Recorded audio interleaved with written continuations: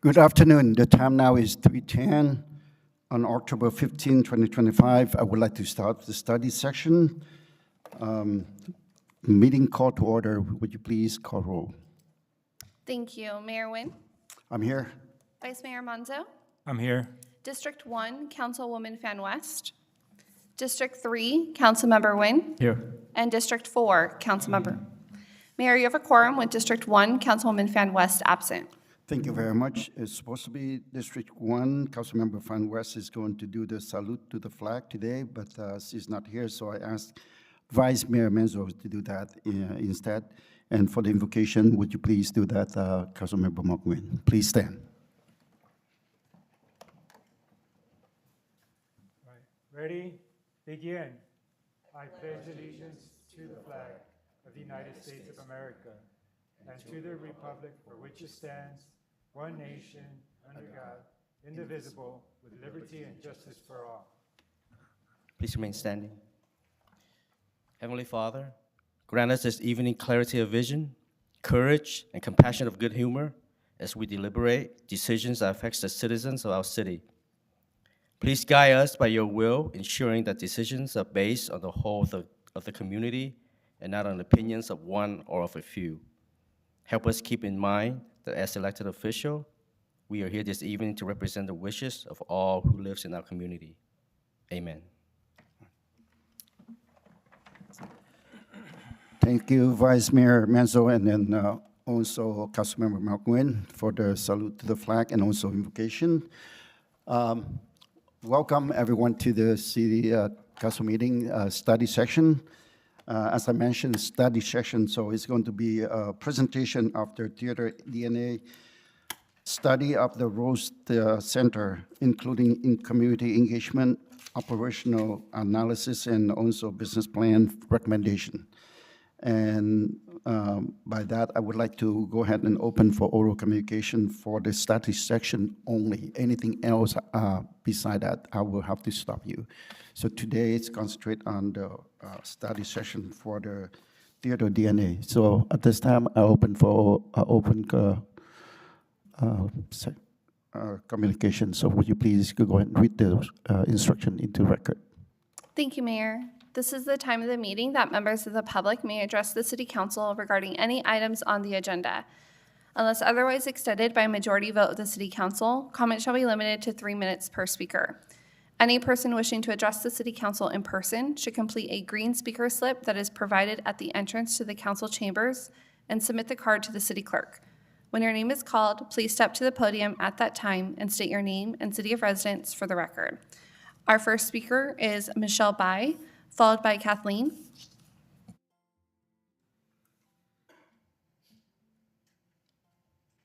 Gentlemen, ladies, hello to everyone. My name is Michelle Bai, B-A-Y-H, pronounced Bai because nobody can say it. Can you get closer to the mic? I apologize. Hello to everyone. My name is Michelle Bai, B-A-Y-H, pronounced Bai. I first became aware of the theater through the Huntington Beach High School Surf City Singers, where Tim Nelson was the director. They often performed for the military groups I belonged to. Then I joined the theater and enjoyed all the performances in the theater that I have attended. I have watched the staff and performers grow in skills for over 20 years. They have the special ability of teamwork, of working together, learning from each other, and their skills and knowledge are always shared with the community and the folks who enter a drawing and win a role on stage, like I did in the Cinderella musical they produced a few years ago, and I was the Duchess. And to be on stage with my theater friends was a true delight. I know several military members now retired or when even active duty performed on stage, and many generations of people have and families perform on the stage together. As a fifth-generation military person, now retired, I know many who have had active duty jobs, me included, that have difficult memories attached. But when they come to the Rose, all that goes away, and it has been a healing process. Just walking into the Rose, where I've made longtime friends with the staff, I literally feel at home, and what I struggle with as a memory eases, and I refer to the Rose as my happy place. I watched many of the performers grow up on stage, graduate high school or college, and go on to perform on different stages as part of their careers. The Rose Theater has been part of their foundation, and when they return for a visit, they perform again at the Rose or sit in the audience. I am a patron, and I enjoy seeing the teamwork while learning, and I want to make sure that continues. Thank you all for listening, and I appreciate all the Friends of the Rose Center production team to continue in this location as ambassadors to your community. Thank you very much, Air Force Sergeant Michelle Bai. Our next speaker is Kathleen, followed by Bonnie Castry.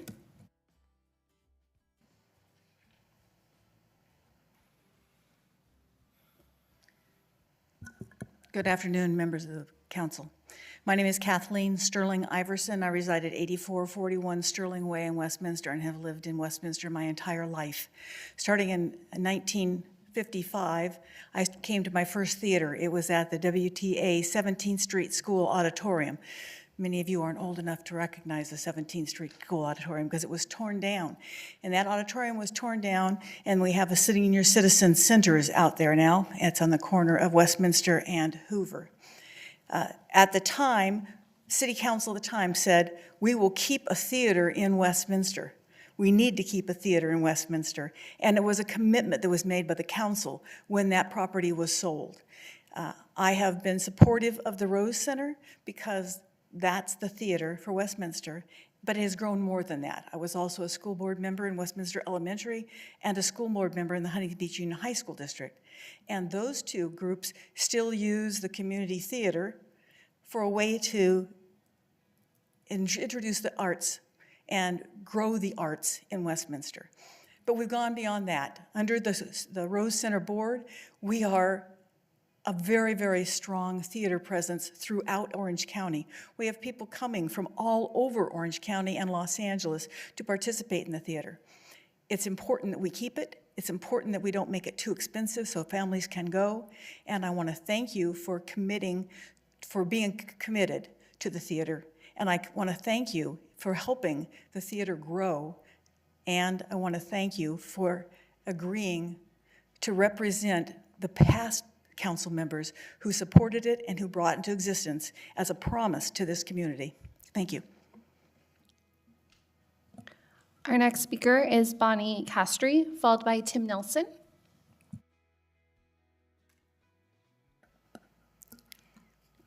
Good afternoon, Honorable Mayor Wynn, excuse me, and council members.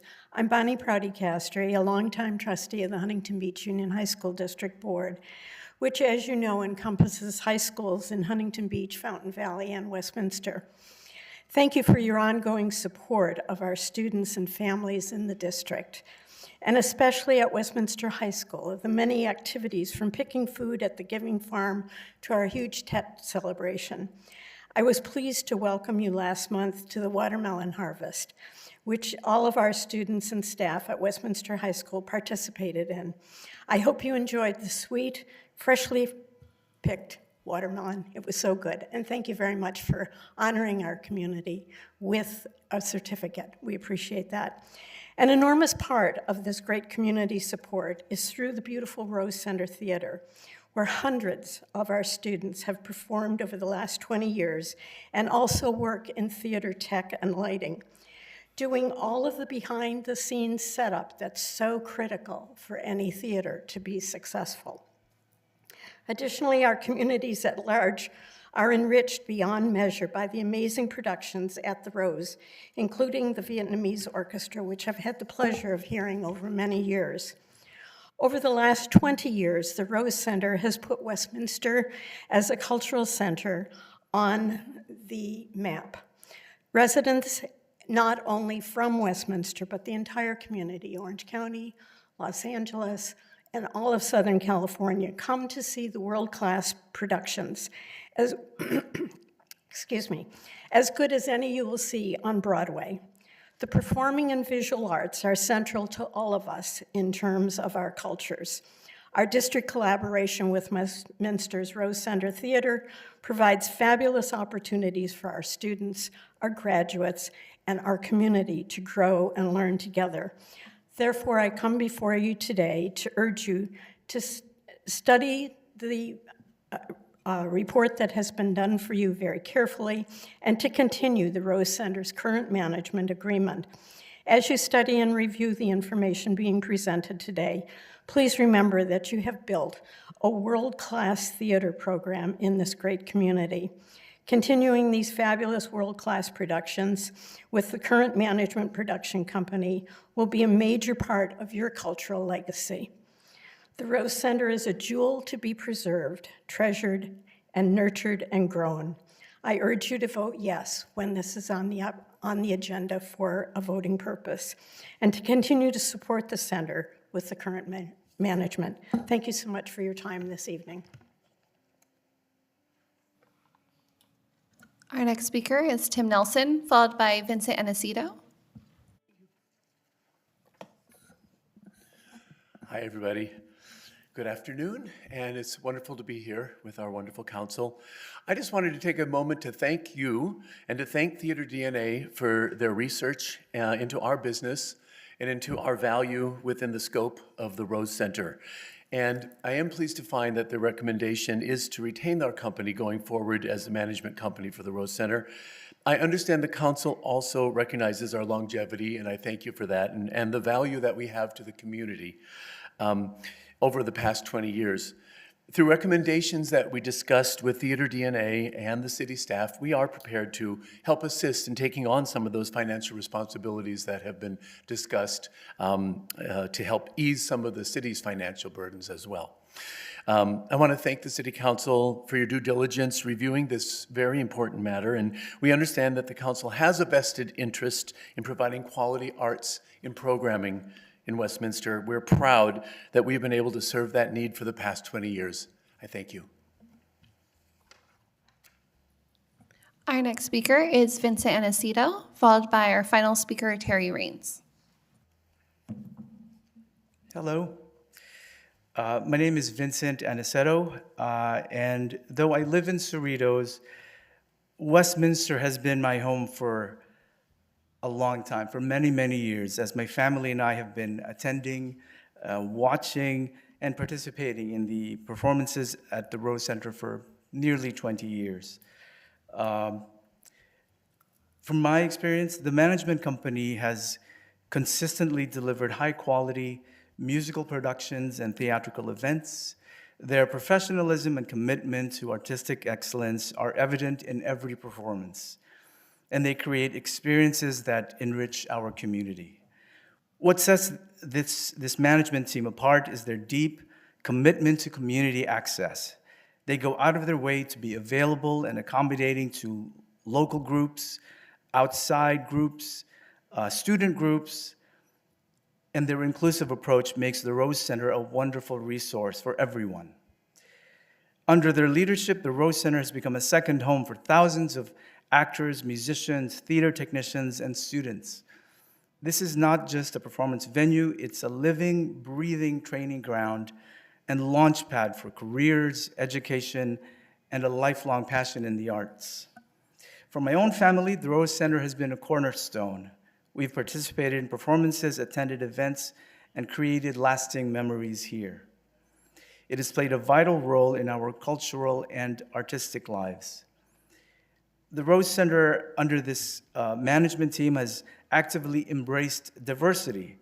They work across communities and cultures to make sure the stage reflects the rich, varied voices of our city. That inclusive spirit strengthens our cultural fabric and builds bridges. I've personally witnessed how the management team makes every effort to keep prices affordable, especially for underrepresented and underserved communities, while maintaining the health and sustainability of their operations. That balance is rare and deserves recognition and continued support. Thank you very much. And our final speaker, Terry Raines.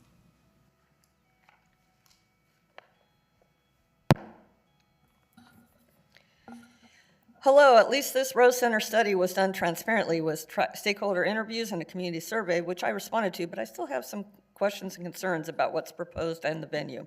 The staff report states add a $2 facility fee on every ticket, paid or unpaid, to fund ongoing maintenance of the facility. This must be 100% compliant with the FTC's rule on unfair or deceptive fees effective May 12, 2025, and California's honest pricing law, SB 478, effective July 1st, 2024. I assume unpaid means comp tickets because you can't apply a facility fee to unsold tickets.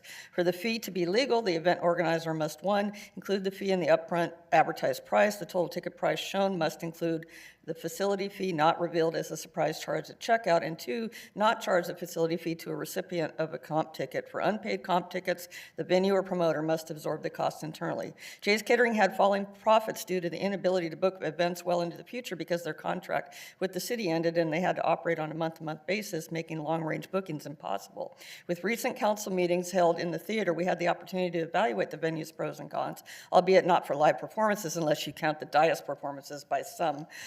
Number 1, AC and temperature control inside the theater is sorely lacking. I literally had to walk out and get some relief in the venue's restrooms where the temperature was 10 to 15 degrees cooler than inside the theater. We could hear the AC kick on in the theater, but then it would kick off long before the theater had cooled off. 2, lighting system was poor for meetings. The extremely hot spotlights were actually aimed at the audience, making temperature control more difficult. The stage is too dark for videotaping. 3, the sound system had many issues. The podium microphone only worked sporadically, and its placement was very awkward for speakers trying to read their presentations. Yes, council meetings aren't a typical theater use, but according to the study, the goal is to get more groups to use the facility for corporate meetings and events. The mics on stage and the control booths at the very back above the audience are also problematic. There was loud buzzing, echoing, and intermittent sound interruptions, all very distracting. 4, the seating access is not that safe, especially for older adults and those with disabilities. I saw people, including myself, almost fall while navigating their way back to their seats after speaking or going to the restroom. 5, theater capacity. The theater is 17,286 square feet, but holds less than 400 guests, not optimal. LA Wiltern Theater is just 11,000 square feet, but seats 1,850 or has standing room only capacity of 2,300. Saigon Grand Theater is just 4,600 square feet, but holds 560 guests. Grand Theater is 16,000 square feet and seats 936. Is there a way to increase the seating capacity? 6, live music. The community has spoken. We want live music acts there. 7, city staff aren't experts in ballroom or theater management. Hire professionals, keep the current management team, don't overprice the rental fees, and well, I have more, but I'm literally out of time, so thank you. Mayor, that concludes our public comment. All right, thank you very much. So at this time, I would like to invite the City Council. We can go ahead and invite staff to present the study. Sure, thank you. Good afternoon, Honorable Mayor and members of the Westminster City Council. Today, I'd like to provide just a brief overview of the Rose Center, and I will introduce the Theater DNA team who conducted this comprehensive study for the facility with its operations. Just as a bit of background, the Rose Center opened in 2006 under the direction of previous Westminster City Council to create community space for performing arts, cultural programming, and special events. Since that time, the city has partnered with private operators to manage the ballroom, first with Crystal Rose Catering, and then most recently with Jay's Catering. And then on the theater side, we've contracted with the nonprofit Friends of the Rose Center Theater to manage and operate since its opening. In 2024, the operating agreements reached their end of their terms, and both operators transitioned to a month-to-month extension. And then earlier this year, council requested staff to take a look at the long-term operations of the facility. We hired a consultant to review all findings and documents to ensure that the Rose Center continues to serve the community in a fiscally sustainable way. So at this time, we have our theater DNA consultants here. Two of them are here. One is not with us. I don't want to forget her. So we have Teresa, who is not with us today, but I want to bring up Benton Dellinger, who's the founding principal of Theater DNA, and then Alex Hargis, who's a principal of Theater DNA.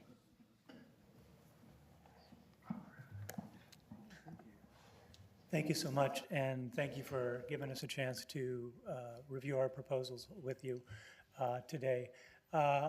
It's been a really good experience for us. We've had a lot of very good collaboration with both the management group, city staff, and with the community around. So I do believe strongly that we've got a really good cross-section of the community involved in this particular presentation. A little bit about Theater DNA. Theater DNA is a specialty consulting group that not only specializes in theater planning and design, but we also specialize in the operations and management of facilities as well, in terms of our background as practitioners and in the projects that we've done all over the world, from Mumbai, India, to South America, to all around the country here. I particularly love working on projects that are especially for communities, because I think the arts and culture bring a lot to a community and help a community be more broad-based and allowing for more growth. The other important thing is both Alex and I and Teresa come from a background of doing this as well. So we're not just theoretical here, we're trying to give you our best understanding of how this stuff operates on a real day-to-day basis, so that hopefully as you're looking at this and you're having questions, that we can answer those questions from a real deep knowledge perspective of that. Yeah.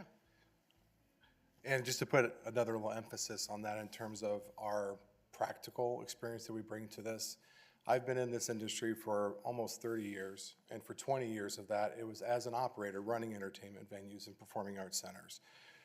For 2 of those venues, it was 4 cities and municipalities. So we bring a lot of empathy in terms of we have been city employees having to run venues, work with lots of different stakeholder groups in trying to balance the priorities of what the civic needs versus revenue. And that's why this in particular, your situation really spoke to us, because we understand there's a lot of people we have to serve here. And then aside from that, my other experience has been with the AT&T Performing Arts Center in Dallas.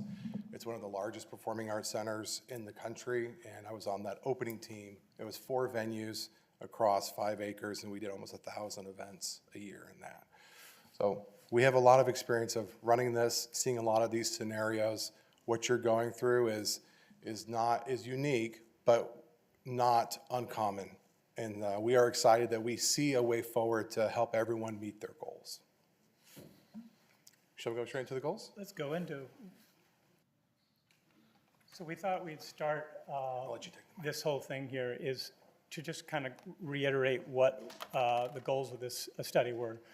Try to make the Rose Center either cost neutral or find a path so that it can achieve your goals to make it more affordable and yet still making less of a drain on city services. Make sure that it is used by the broader base community as well, so that it's not seen as a resource for only one single group, that it feels like it's owned by the community more. Create a better management system or a management plan that reinforces the importance of the city in that plan, and maybe realigns it more with the goals of the city today than maybe it was 20 years ago. Also look at, by interviewing, see which stakeholders might be the best for this particular facility. Looking at the pros and cons and the strengths and weaknesses, trying to come up with something that balances those all the way through. And finally, create that operating pro forma that allows the venue to achieve the financial and civic and cultural needs that you are so desperately trying to find here. So that's kind of the overview of what we're doing. We're going to go through, starting with the kind of research, so you understand what holds up the recommendations that we're making at the end. But there's a lot of the research part and the stuff that we did early on in the study that helps to build as to why the recommendations are the way they are. And before we dive into the research and how we came to the recommendations that we will talk about here in a little bit, by all means, if at any point you want further clarification or if you have a question, this is a very informal process for us. We want you to be engaged, because what's very important to us is that you feel like you're educated on why we made the decisions that we did, and you feel comfortable with them and having a dialogue. In terms of the research and the discovery, it incorporated these 6 categories you see here. One is market analysis. We did not a full consumer demos, but we researched your competitors within what we call catchment areas, meaning what are the areas that your audience or your customers may be coming from. And from there, we looked at your competitors.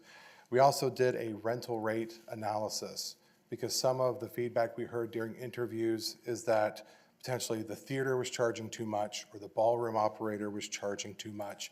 We wanted to see how that was true or not true compared to your competitors.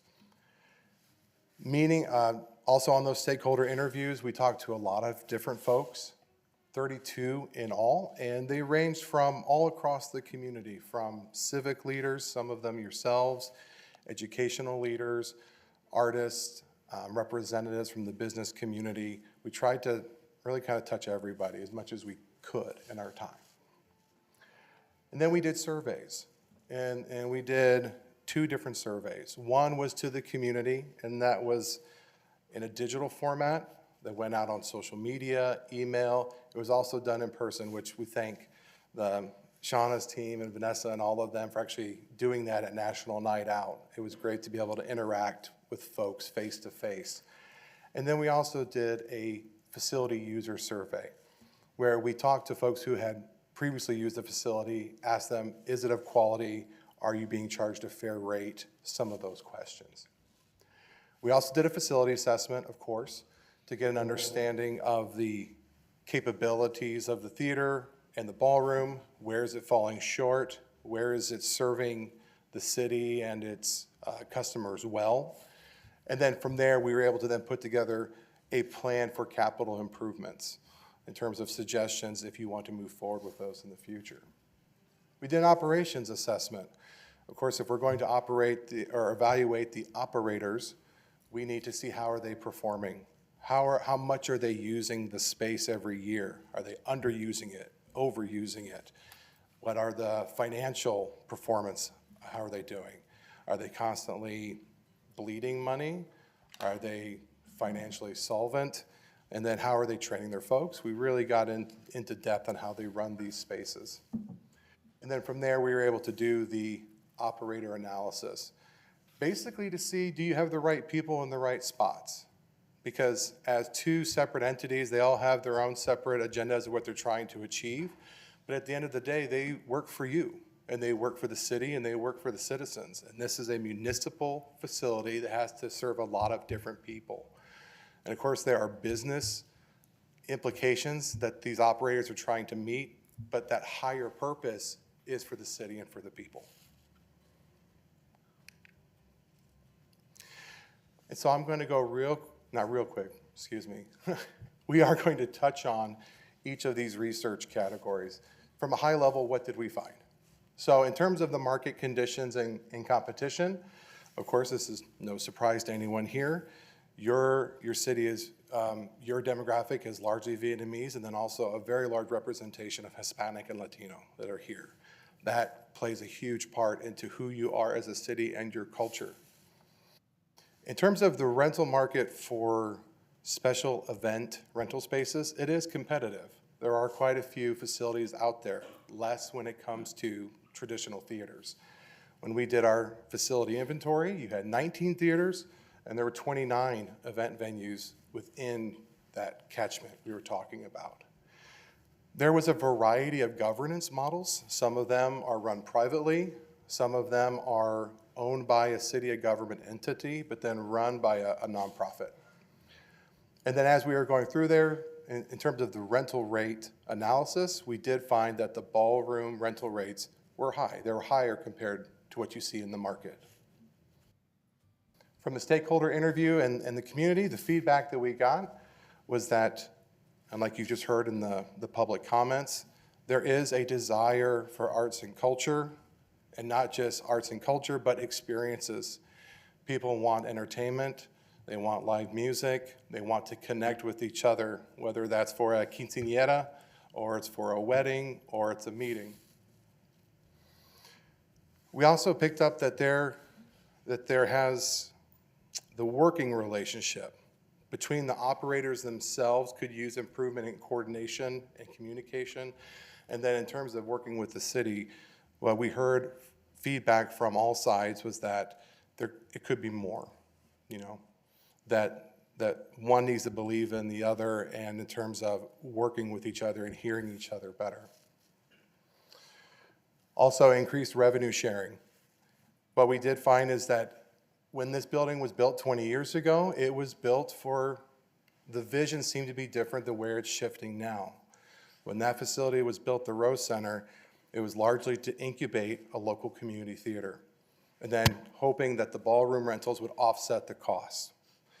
That incubation was successful. The theater is still here and it's thriving, but that vision is changing in terms of what that facility needs to do for the community, and that's not a bad thing at all to relook at the vision. The usage of the venue. In terms on the theater side, it needs to do more in terms of the different people it can serve.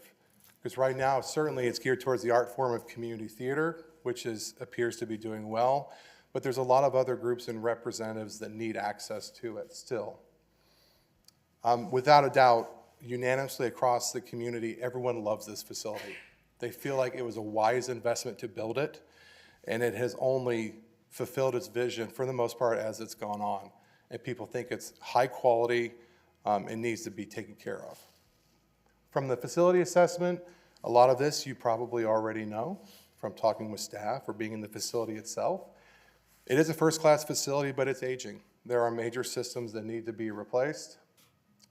You have one of the most amazing concessions or kitchens we've seen, catering kitchens. It's large, but depending on who the operator is, it could be too large. Like for Jay's, they do most of their cooking off-site, and they bring everything over in warmers. So it's possible that could be space that could be used for other purposes. There is the bridal suite. For anyone that's ever been married or going to get married, you know that a happy bride can make or break an entire experience. And having a dedicated bridal suite is very important when it comes to the wedding business. And right now, the bridal suite is not on the ballroom side. It is on the theater side. That is something that should be fixed if possible. Exterior signage, there's not a lot there in terms of trying to promote activity, and for people walking by or driving by, it's hard to see what's going on. And a big part of that is advertising. Signage can help with that. And I think that also goes back to some of the interviews and the community feedback we were getting, is that the building itself, while it's great, it lacks a presence of what it's doing within the community. Large marquees, any sort of like brand awareness that this is in fact your theater in Westminster. It came up over and over on this particular study. Yeah, Ben, and while you're there, let's talk about the maintenance a little bit more. Maintenance backlog, as you know, as buildings age, there starts to be more and more needs for maintenance and an ongoing maintenance plan. And one of the things that we were looking at a lot is what is the plan? How are we developing a plan? And can we do something more to develop a long-range, say, 10-year CIP plan for the things that need to be replaced and maintained in the building? So this is some of the stuff that we'll do, and we're talking about the recommendations moving ahead. And then lastly, in terms of the operations and management assessment, to summarize, the theater space does have high usage rates. It's at a healthy industry standard of 70% or more in terms of total calendar dates booked. That is a healthy usage, but there is room to grow. The ballroom, it has usage, but it is much less than the theater. And looking at how Jay's booked it, they certainly prioritize weddings versus almost any other event type. The stakeholders that we talked to, we found that they did tend to work in silos, and meaning they didn't coordinate as much with each other as we feel they could. especially in pursuing business for rentals. They could do more to work together to get a conference, for example, a small one that would have a food and beverage portion in the ballroom, but then also use the theater space, creating more revenue that could then also be shared with the city. RCT, in terms of an operator, they are good for what they are, which is a community theater that was charged with running this theater. In terms of a municipal venue operator, which is what you need, there is room for improvement. So they are good, but they can be better because they need to be more than a community theater. They need to embrace the fact that this facility has to serve a lot of different purposes in your constituents. The agreements that are currently there, they are carryovers largely from the original agreements, and they do strongly favor the operators. That probably needs to change so it's more in favor of the city, just more equitable. And in those agreements, clearly spelling out what are the goals of your operators, what do you expect from them, and so that way we can hold everybody accountable. Real quick, just to give you a snapshot of your competitors and kind of where you stand within the market, what we did find is that city-operated event venues like ballrooms and whatnot, they typically fall under the community services department.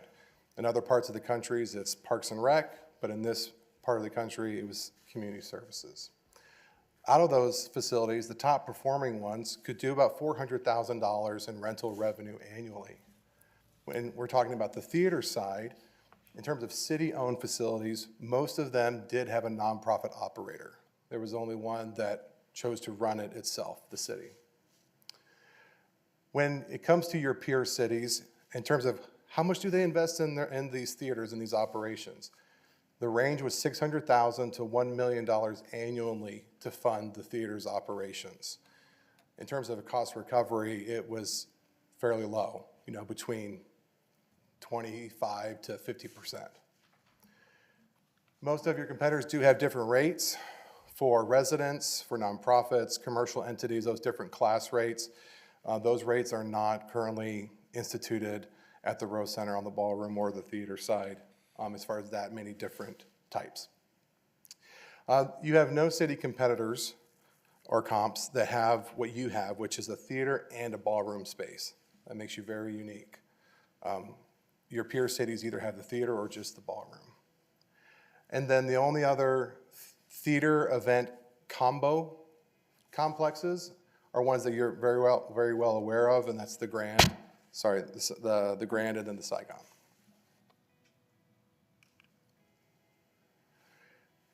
Okay, there's a lot of information on this slide, and we don't need to go through all of it. By all means, digest it because it is pretty interesting.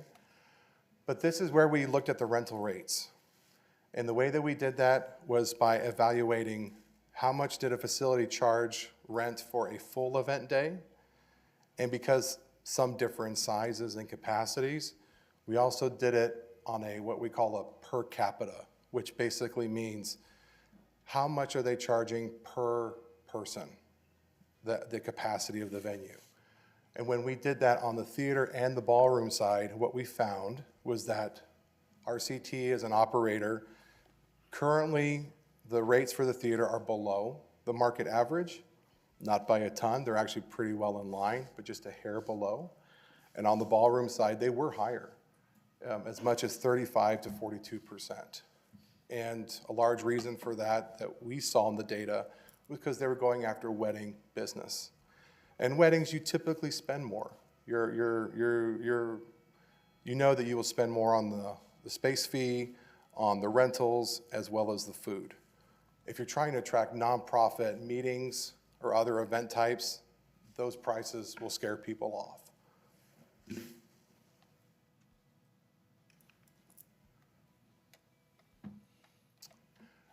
Before we get into the individual kind of numbers on the operators, I do want to pause real quick and ask, in terms of the market and competitor data that you've seen, was there anything that surprised you that we just talked about? No? I guess I do have a few questions, but I believe that I'll let you go through and then we'll come back and Okay. talk about it. Sure thing. Okay, so let's jump into the operators. How do they stack up in terms of business performance? Let's first look at the theater side, the Rose Center Theater. Well, we found that they are financially a healthy organization. They have a lot of what we call earned revenue. That means money they make off of tickets, not so much on concessions, it's mostly the tickets, admissions that they bring in, which is common for community theaters across the country. But in terms of how they financially shake out every year, they do well. You know, there's not an over surplus of revenue, but they're not in debt year after year. We have found that the rental revenue is a substantial part of their overall earnings.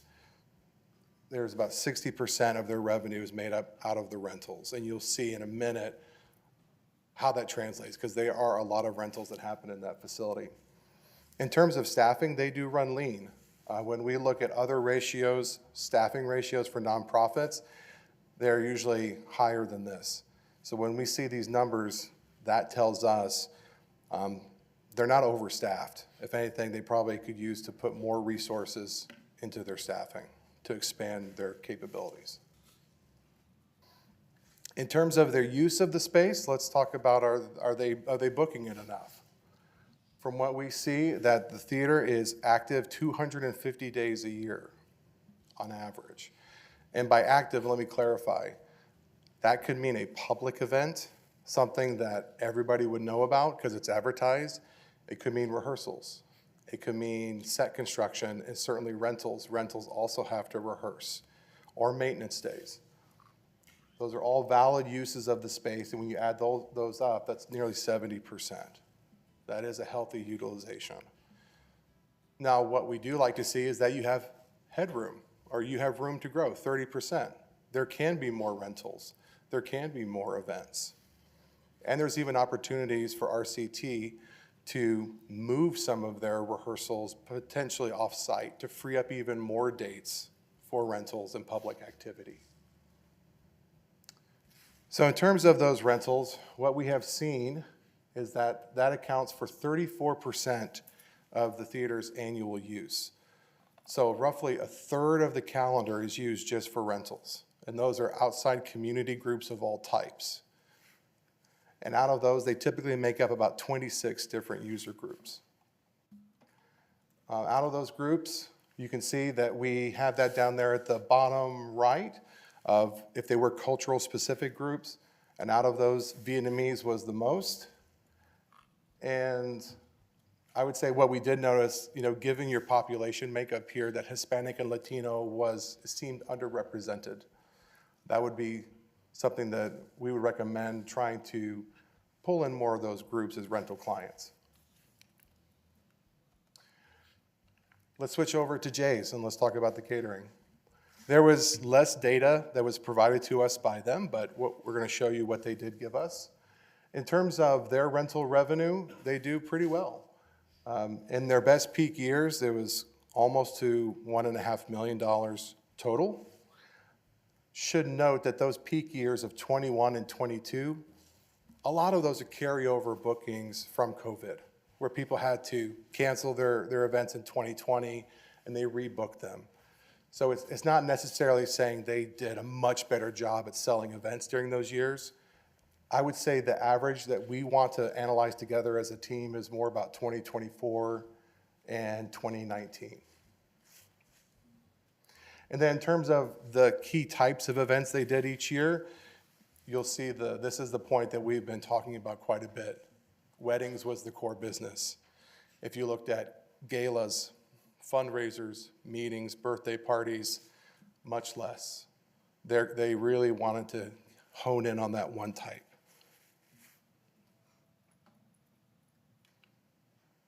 And this is just another view to where you can see that. If you look at the weddings column, which is the third one in, over those 5 years we analyzed, the 7 years, they did 161 weddings, by far more than any other event type. But it wasn't necessarily the most profitable. You can see quinceañeras and holiday parties were even more profitable than weddings. which is interesting when you try to think, okay, how can we use this space to make more money in the future? And then lastly, the other stakeholder that's in this scenario, of course, is the city. And we wanted to take a look at what is the financial burden that the city has been carrying so far on this facility. On average, it ranges from about 125,000, potentially up to 240,000, depending on what needs to be repaired in that year or the utilities. I think those numbers would track with you. And then in terms of the net result, because there was revenue coming back to the city from the catering side, you can see that in the bottom graph. And so with that, there were some better years, there were some not so good years, but your average net loss or investment in the building, however you want to interpret it, is about $50,000. If you look at that in terms of cost recovery, that's 75%. And if you remember my previous comment in terms of how your city peers are doing, investing in their facilities, theaters and ballrooms, it's more about 25 to 50% cost recovery. So you're doing well. Okay, that's a lot of words and a lot of data about the research. The next part are the recommendations, but before we did that, we wanted to, again, take a moment. Anything part of the data that you wanted to talk about? I will start first. We'll start with the slide that you have in front of you here.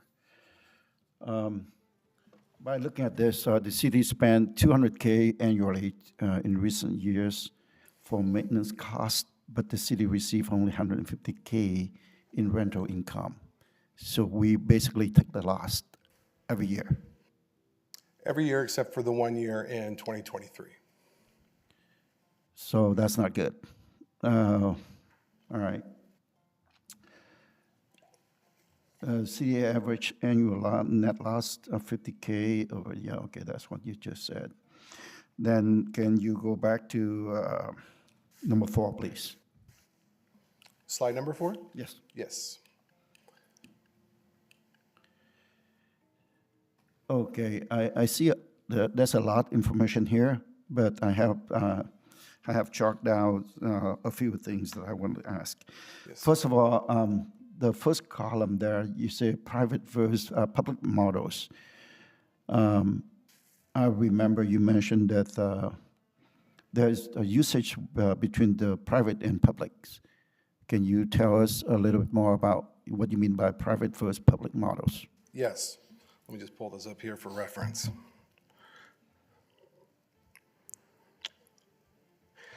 So for example, when we're talking about the public models, where it's a city-owned and an operated event space, the ballroom space, for example, some of your peers would include the Huntington Beach Art Center, the Garden Grove Courtyard Center, Brookhurst, and the center at Founders Village. When we're talking about a hybrid of where it is city-owned but privately operated, those peer facilities would be in Irvine, Brea, and Costa Mesa. And then when we say it's purely private, that would be the Saigon Grand and the Grand Theater. And that's where it's a commercial venture that not only owns it, but operates it. That's what we mean by the different models we explored in terms of competitors were public and private. Okay, I know that you presented that the theater different from the ballroom. And this one here is overview of findings. So you're talking about for both, right? For both. In column 1? Yes. In terms of the rates, it was just the ballroom rates that we found to be higher in the market. Okay, all right. The theater was actually a little bit under the market average. Okay, next question I have is the ballroom rate are high. The ballroom rate, which is, we just mentioned about the catering, Yes. okay? Even though they charge high, but still the city being lost. Am I correct? That is correct. Okay, so do you have the income that they are getting in? knowing that the city taking the loss, Yes. but they rent it out with a high rate. So do you know what the profit that they made? The answer to your question in terms of, if I'm hearing you correctly, of they seem to, they charge at a higher rate, they are profitable, so why was the return to the city not greater? Is that essentially what we're looking for? What I'm looking for is, they rent out the facility with a higher rate, Yes. but why the city is still taking the loss? Great How question. much they gain? Great question. The main reason for that is because the city's revenue share with Jay's was primarily based upon a rental rate, a monthly rental rate, and a much lower profit share on the rest of the event that they built. The other reason why more money was not coming to the city is because Jay's, on average, only did about 40 events a year in the ballroom. Once you take out those 2 peak years because of COVID rebookings, Right. their average was more about 40 events a year, and they were almost all weddings. Because if you think about it, weddings are typically on weekends. And so there's 52 weekends in a year. If they do, 14 to 30 weddings a year, that takes up most of the calendar. There was a lot of, in our opinion, there was revenue missed opportunities to have other event types and to book that space Monday through Friday, not just the weekends. So even though they have a high rate, the reason why more money wasn't coming back to the city is because they weren't booking it as much as they could. Did you have a chance to find out why during the pandemic they are making a lot more money than those years? Yes, so in 2020, you will see that the revenue drops, and then in 21 and 22, it spikes. Right. And that's because all the weddings that they had booked in 2020, when the pandemic hit, everyone had to cancel their weddings, and they had to rebook them for the next 2 years. Okay, then what happened after that? 2023, 24, and 25 are going down. At that point, all of those rebookings had been done, and so they then settled back down to their normal average. Okay, got it. I do have a few more questions on different slide, but I am being considerate and open up for other council member to ask questions. All right, Council Member West. Thank you, Mr. Mayor. So I was hearing that, the catering side, they are actually only do booking for the weekend. Did you ask them the reason why they didn't do booking for Thursday and Friday, or maybe even Wednesday, for a lower cost, so that way they can still get revenue coming in? Great question. We asked them what their booking methodology or their business plan was on that, and they did say that they found that this was a great venue for weddings, and so they wanted to lean into weddings. I understand that, but why not Wednesday, Thursday, and Friday as well, booking? Why only the weekend? The impression that we got from the interviews with them was that they wanted to use the venue for what they felt they could sell it the best for, and use their resources wisely, to their opinion, and so they wanted to lean into their core service, which is weddings. Okay, have you asked them, are they open for booking for Thursday and Friday as well, or no? No, we have not had further conversations with them since the interview that we had with them. Okay, but you didn't ask that question if they're open for other days as well. You didn't ask that question, is that correct? The question that we asked is, what is your booking methodology? And it's because we pointed out there were a lot of weddings, and we asked, why are you booking that way? And that's the response they gave us. If I could interject.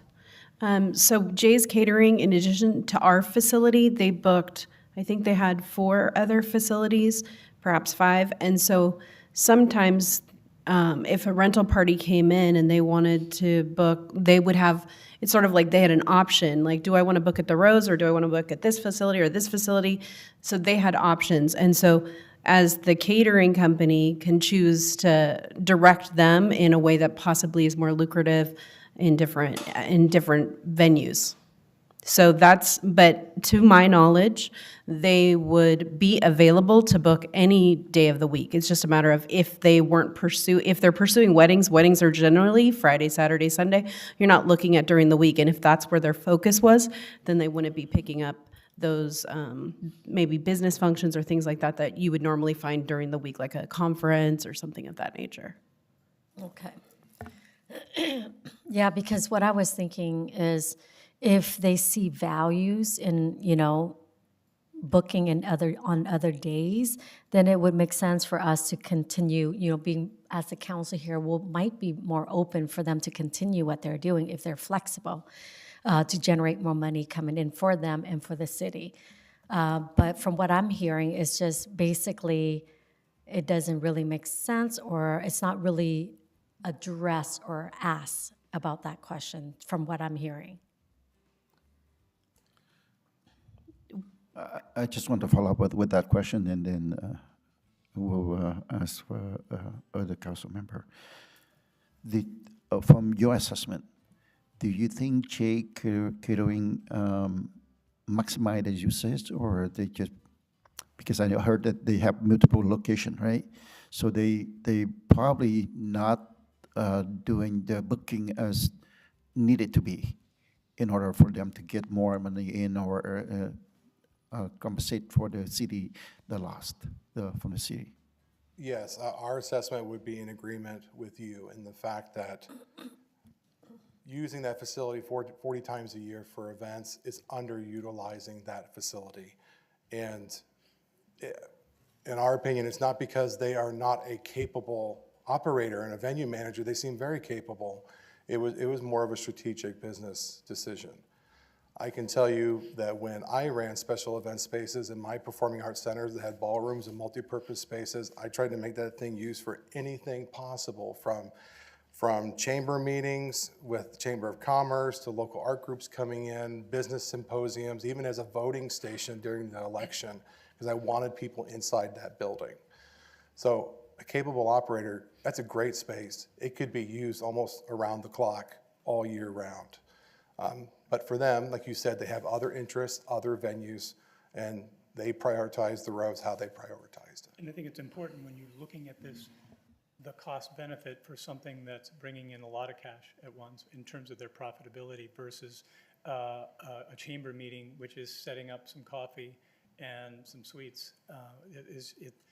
The return on it isn't always as strong. So if you're trying to look at what you're going to do to make sure that your business is making a profitable amount of money, that's probably some of the things that we see at times. I want to move to Councilmember Nam Kwan. I haven't finished my question, Mr. Okay, Mayor. you hold on then. Okay. All right, go ahead, Vice Mayor. Thank you for your presentation to this point. I have a question as far as for the Jay's Catering side. You had a slide that showed the amounts of events yearly. The weddings was vastly higher than, yes, it said weddings, was it 161 weddings with the 21,000 and change versus, for instance, quinceañeras is at number 2, and their revenue was higher. When you speak about rates, you said the rates were higher. So what is the difference between the rates between the weddings versus all the other uses as far as that? What is the rates? What's the difference? Sure.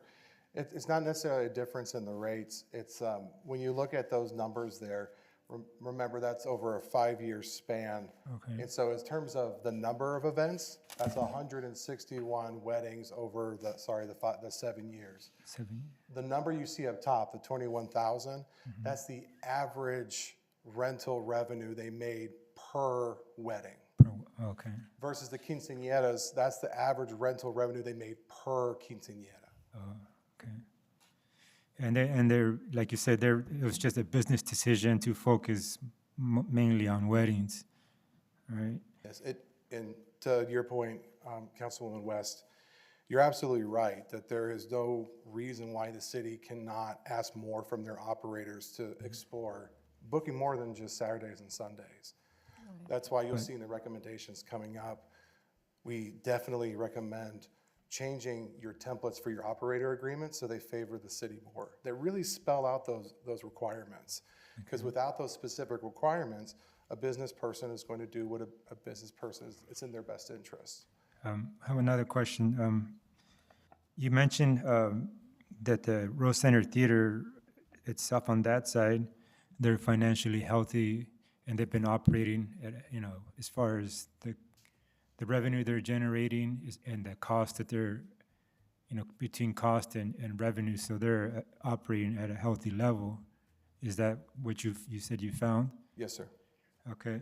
I think one thing to mention, though, in terms of the revenue side, yes, is very good. The one thing that they could do better in terms of building towards the future is working on fundraising and bringing in alternative funds from other sources other than just the rentals. Yes, that was going to be my next question as far as, I'm sure at this, like you said, later on in the slide, you're going to get to a point where you're going to have ideas for them how to generate more revenue on non-generating revenue days. You mentioned how many days out of the year were they generating revenue, those particular days, and you said it was, I forgot what the number you mentioned. It's roughly a third of the days for rentals alone. They bring in revenue through their shows, but in terms of rentals, that accounts for a third of the calendar days. Okay. All right. I guess that's it for right now. Thank you. All right, thank you. Councilmember Markwin? Thank you, Mayor.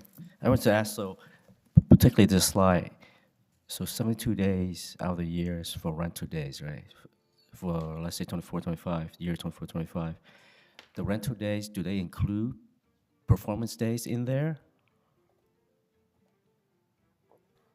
Sorry, let me take a look. Oh, in 2024 and 2025, 72 days of rental days. yes, that should include, That should include- that should include performance days as well, yes. Oh, okay, so the rental days could be performance days along with the 35 days that are performance days. That is correct, yes. Okay, so the 81 days are rehearsal days, right? The 81 days, or designated rehearsal days, are rehearsal days for the Rose Center Theater. Oh, Rose, okay. So the 72 days could be rehearsal days and/or performance. They could be, but they're mostly performance days. Because when rentals come in, they're not the kind of rentals that rehearse for multiple days and then perform. Typically, they come in to do their event that day. And so most of that 72 are performance days. In your opinion, are these performance days like average in the industry? In terms of the rental percentage of the calendar, In terms of the performance days, is this an average in terms of, per year compared to our peers? to your peers is a good question. To your peers, I would say yes. In terms of across the nation, it's hard to say because each management structure is set up differently. For organizations like yourself that want to maximize cost recovery and revenue coming in, you want a lot of rentals. But for those that think of the facility more as a community amenity or quality of life enhancement, the rentals may be less and focusing more on subsidized or low-cost shows. All right, thank you. All right, it's back to my turn. I have a question. I know that on slide number 11 that you have, you did a very good job in terms of assessment, and you outlined the expenses, the income, and the CD spend and CD receive, all that. This is for the catering, right? Or for the whole thing?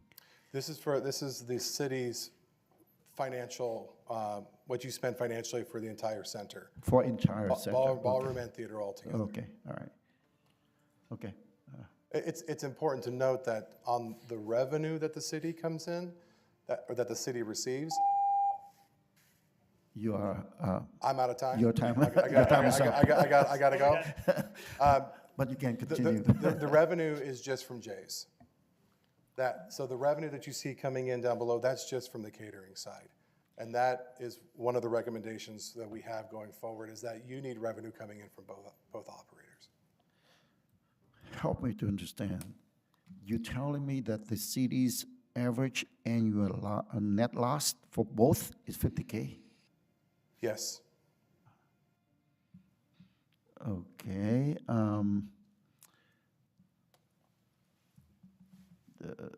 Now, the 'Cause- city, 'cause the utility- wait, hold on. But you said the city received 150K from rental income from Chase Catering. Then we lost 50K. That means we are not getting anything from their Rose Theater. That is correct. Currently. Okay. All right, I got that. Can you go to slide number 7, please? Okay. This is a Rose Theater, the Rose Theater, and we just answered that the Rose Theater, we are not making any money. My understanding is that the city is going to pay for the electrical and electricity and also the whatever they use it, the water or all those. What do you have to say about that? Is that additional or is it the 50K that you already included in there? Our recommendation going forward is that the operator agreement with the Rose Center Theater be changed so that there's a monthly rent that the Rose Center Theater has to pay to the city, in addition to a revenue share through a ticket fee that goes on every ticket. For the 200,000 that you said that the city putting out, is it include the maintenance and also the electricity or expenses for all those? The figures we have there include the utilities and does include maintenance that has been done in those years. Okay. All right. Councilmember West? Yes, thank you so much for answering that question earlier. I really appreciate that. Now, I guess from my understanding, like I really, want to be fair and making sure that, the catering, center has a fair, valuation. So, my question is, does the cater center offer or officially reopen to other organization and community events as well? Do they allow the different organization to come in? Have they tell you about that? Yes. We talked to them about their different client types. And it's not that they turn people away. In terms of their marketing efforts and whatnot, it's mostly towards weddings. What we have found that turns a lot of different clients away and different event types, it's the fee, because there's not a separate nonprofit fee, there's not a separate resident fee. It's a flat $3,500 to get in the door. And then on top of that, they do the catering, and that's where they make most of their money, and so there's a higher expense. And you have to use them, it's an exclusive, unless you're willing to do what they call a buyout, where you have to pay a certain amount of money per person just to be able to bring in your own caterer. Then you have to pay that And how separate much is caterer. that? It varies depending upon. Yeah, I don't have that number in front of me, but I can get that for you. Okay, that'd be great. And then what I'm seeing is that I know their focus is on weddings and whatnot, but we have baby showers, we have even like what do you call it, bachelorette event. Yes. You can have all those events there with food and drinks and whatnot, and they can cater that. But I just don't know if they're open to reach out to even more events to make more money. I know that wedding is great because people do spend like an arm and a leg, right, for a wedding. But other events will bring money in as well. So I just don't see, from what I'm hearing, is that I don't see that they're open to incentivize other community to come and have other events, because I bet you, like, for example, different groups, college group, they want to rent the venue, for different speaking events or whatnot, or Turning Point USA, or, other organization. So I just don't know if they're open to all of them to utilize that area for events, because I know, as the central committee member, I We have many different events for the Republican Party, but we use different venues versus the venue here, the catering center. I mean, we can totally utilize that if it's open for other, political event, to other organization, or the college students and whatnot. So I don't know how open they are, but we have tons of we go to, and we pay money for it. So we're willing to spend and pay money, that, as Americans. Yeah. But it's just if they're willing to open that up to generate money into the city of Westminster. Councilmember West, if I could answer that question real quick. So part of the challenge in that facility while Jay's was operating, so remember, Jay's had provided notice, they submitted notice that they were going to stop operating at the facility at the end of August, and they had a one-day event that we extended, that this council extended for October, which was just this last weekend. Okay. Other than that, the other challenge that they had in the facility, because they were predominantly looking at weddings or is, though the facility can be divided into 3 rooms, which brings that large 500-room facility down to a 120 smaller, which would be more appropriate for a small gathering, a party, something like that. Because of the way that they had pipe and drape around the outside, those dividers couldn't be closed. So there was no way for them to divide the group because that was not who they were choosing to focus on as far as in their marketing efforts. But do you have any other, does that make sense, or is there any other questions? Well, events I go to, it ranges from 200 to even 500 people, and those are Republican events, Central Committee. We have guest speaker coming in. I mean, they're racking in a lot of money at different city, not our city of Westminster. So what I'm saying is Newport Beach is racking in tons of money, Costa Mesa, why aren't we? We can utilize the facility if we have a good, I guess, a business person who take care of the catering area that will allow that to happen. If I can jump in, because I know exactly what you're saying. Yeah. So because Jay's is no longer, with us, there are recommendations that with the study that shows that, the city can take over the operations of the banquet side. But, on the other side note, if the council decides you don't want to move forward with bringing it in-house, these concerns that you have about, the flexibility of the room, the availability and the types of bookings, those can certainly be included with the RFP that we would have to issue for new operators. So we've taken notes, points taken. We agree as well that we needed to, that it needed to be broadened as far as like the use of the room. Just unfortunately, the way that the contract was written before all of our times really didn't lead to us being able to do that. Thank you so much, guys. Appreciate it. Councilmember Nam Quang Nguyen? No? Okay. Vice Mayor Manso? No, I think we need to let them continue with the presentation. Yes, more than So we happy. can. Up the second part? Yes. The second part. Here for the second part, which is much shorter than the first part.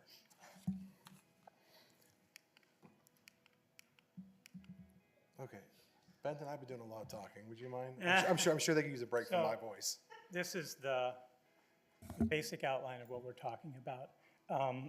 We do think that there would be a financial advantage for the city to take over operations of the event center side of it. For a lot of the things you were discussing about here, the potential upside in revenue and the potential ability to open it up to a broader range in the community, which I think is very important in terms of reasserting the city's control over the venue. We still think that RCT is a really good operator for you. They do have, we've learned through all of our conversations in the city that they have a pretty good broad-based support. They do pretty well in operating it. We do believe that with a better operating agreement with the city, that they can be better and can be more beneficial for the city. So that means we want to restructure the agreements with whatever you do, whether you bring it in-house or whether you are going out to other operators, to restructure the agreements to be more beneficial to the city, taking in mind what your goals are in terms of providing a community asset and not just a private avenue for other people to make profit. We also think it might be nice, because these venues do cost more to operate, to think about working into some sort of a grant type of scenario that would allow you to administer grants to give people opportunities to afford performing either in the theater or to rent the venue, the event space as well. It helps in a lot of other places, and I think it can also help to make people feel like it is their venue and is their place and they're welcome in it. We think we need to look a little bit more at reinvesting in the venue itself because it's 20 years old. You already know, you hear it on every year, the roof needs to be fixed or that needs to be fixed. I think it's important that you reinvigorate and create a really solid capital improvement plan. It can be a 10-year plan, it can be a 5-year plan, but start to look at what are the seeds and the things that you have to plan for in the future, knowing that there's some big ticket items in there. There's also stuff that has been replaced by the Rose Center Theater in terms of theatrical equipment. This is something that you may want to look at in the long term in terms of reinvesting and getting that equipment back under the city control, just in case things were to go haywire and you would not want to have to reinvest all of that equipment at once, because over the last few years, they've spent almost $200,000 in replacing equipment and stuff in that. By that, you mean the Rose Center Theater? The Rose Center Theater. So it's something to keep an eye on in terms of reinvestment and a capital improvement plan. And then we also think it's important that you create a framework for accountability and communication. We talked earlier about people operating in silos and little groups doing their thing. We think that a more holistic, one group kind of idea where everyone is coming to the table together would be very beneficial. So if there's an operator in the event center and the theater, that they're working together on that, but not only that, that the city has a place at that table at all times when you're talking about what are the benefits for doing something and are they benefiting the city as well as the other operator groups as well. So definitely work on that type of framework as well. And now we're going to go through a little bit of details on each of these recommendations. And one note before we get there is that, just so you know how we like to work, again, because we have been in your shoes, we have run these facilities, we know the burden that gets put on you by the citizens. There's no one solution that's going to be good forever. And so when we make these recommendations, like, for example, tailoring the operating agreements, it's to help protect you further in the future. Because even though the Rose Center Theater is a good operator, you know, in our opinion for you right now, it doesn't mean they will be here forever. You may have to go out to RFP at some point and bring someone else in, or on the ballroom side. So in that situation, you need to be protected with these operating agreements. All these recommendations are not just a one fit, it's to help you long-term, regardless of the scenario, because they always change. So let's talk about the ballroom in terms of the city. These are the quick kind of commitments or recommendations that would go with that, is that it would require a new sector or division created with designated staff. In our staffing plan that we built for the Performa, it is as lean as possible to start out. And by lean, I mean one full-time person as far as a rental coordinator with seasonal part-time event staff to set up and break down events. And then heavily utilizing preferred vendors, security, caterers, rentals, that you can then get a commission percentage off of their business because you put them on a preferred list. And after you have them apply and you select them, you can make that arrangement to get some money back from them. And then over time, as the rental volume increases and the cash flow makes sense, you can then add more staff. But in the beginning, very, very lean. I don't mean to stop you, but I believe that I need to clarify myself. Yes. To follow your presentation. You said the city should take over operation of the ballroom, but at the same time, you mentioned about the Rose Theater, the Rose Center Theater, right? Yes. Is it for the ballroom? It's just for the banquet, right? Yes, sir. It's just for the You're not ballroom. talking about the Rose Theater. That is correct. We're recommending the city take over operations of just the ballroom. Okay. What you do see here, though, that note about RCT is that I think we are all in agreement that. May I clarify on that too? When you said the ballroom, you're talking about the banquet room. But at the same time, then you separate the roast. What I'm trying to see is the roast center is for both. That we call roast center. Yes. And then it's separate into the banquet or ballroom in your term, and then the other one is the theater. So when you say roast center, are you saying both of them, or you are going to say one? Good point.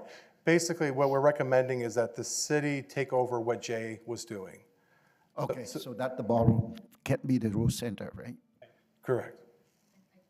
Okay, so are you referring to that line that says the row center, like the maintenance? Yeah. Right. So the maintenance should be, No, so, I'm talking about CD should take the next to the last one, Better- should consider the roast center. But the roast center here, the whole thing, but he's talking about the ballroom. I see, yes. So to that point, you are correct that we are referring to the entire center. So in terms of just operating just the ballroom, what that bullet point down there says is that we encourage the city through its Parks and Recs department, its community services, any department that currently does events for citizens. We recommend that you consider that facility as another option to do events, whether that is free yoga or Tai Chi in the courtyard space, or you want to do a business or an AI symposium in the theater, just being more involved in doing programming, holding events in those spaces. That's what that note is. I'm sorry for the confusion on that. But we are recommending just the city just manage the ballroom, the banquet hall, what Jay's was doing. All right, move on, please. Okay. Next recommendation is what we have talked about is we do think that the Rose Center Theater can still be a good operator for you, but under different terms. Because right now the terms are more in their favor, and it needs to be more even for the city as well.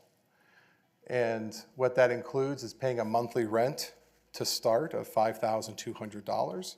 That is similar to what other nonprofits have to pay their cities, for your peer cities. Our city, the Rose Center Theater also needs to invest in more staff so they can go and get more rentals. Because right now the staff is, they're doing community theater and then they're trying to then get rentals as they come in. But someone that's dedicated to just pursuing rentals and being proactive about that will increase the usage of the theater and revenue, which will then help them pay that rent to you.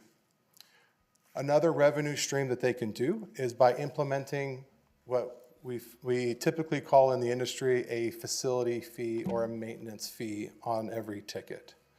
And to the point that was made earlier in public comments, that it is true. It's for your paid tickets but not comp tickets.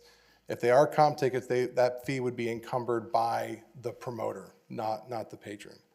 But essentially what we are talking about is a $2 fee on top of every ticket, whether it's a rental client they do or their own shows. And the revenue from that goes into a facility maintenance fund that the city controls. It is designated just to help with the maintenance costs on this facility. Again, I don't want to interrupt you, but because it's involved, when you say RCT to pay a month rent of $5,200, are you talking about that's the basic cost, or what about right now? My understanding is for the last several years, city is paying for the electricity and everything, the usage of it. Do you include it in here, or this is not included yet? Or city is going to be paying for that, or they are going to pay for it? In our current recommendation, the rent that they will start paying you, in addition to the facility fee on every ticket, will cover the maintenance and utility costs that the city has to pay. If the city wishes to separate that and do a portion of billing of utilities for them and future operators, Of course, that is at your jurisdiction to do. Our recommendation is to put it under a rent. Keep it pretty simple Yeah. in terms of that operation. And then the last note that I would put on here, or two notes actually, the last two bullet points, is that with the agreement that's restructured, that's more beneficial to the city, in terms of the term length, it is beneficial for everyone here for stability and to create the stability of an agreement that's at least 5 years but no longer than 10 years. Just so your vendor has an opportunity to meet the new standards and metrics that you're putting in front of them. And 5 years is a good time for them to see if they meet that challenge. And then the last bullet point I have is, what we've been saying a lot is that at the end of the day, this facility belongs to the people, and it belongs to you as well as the city leaders. And you need operators that understand that.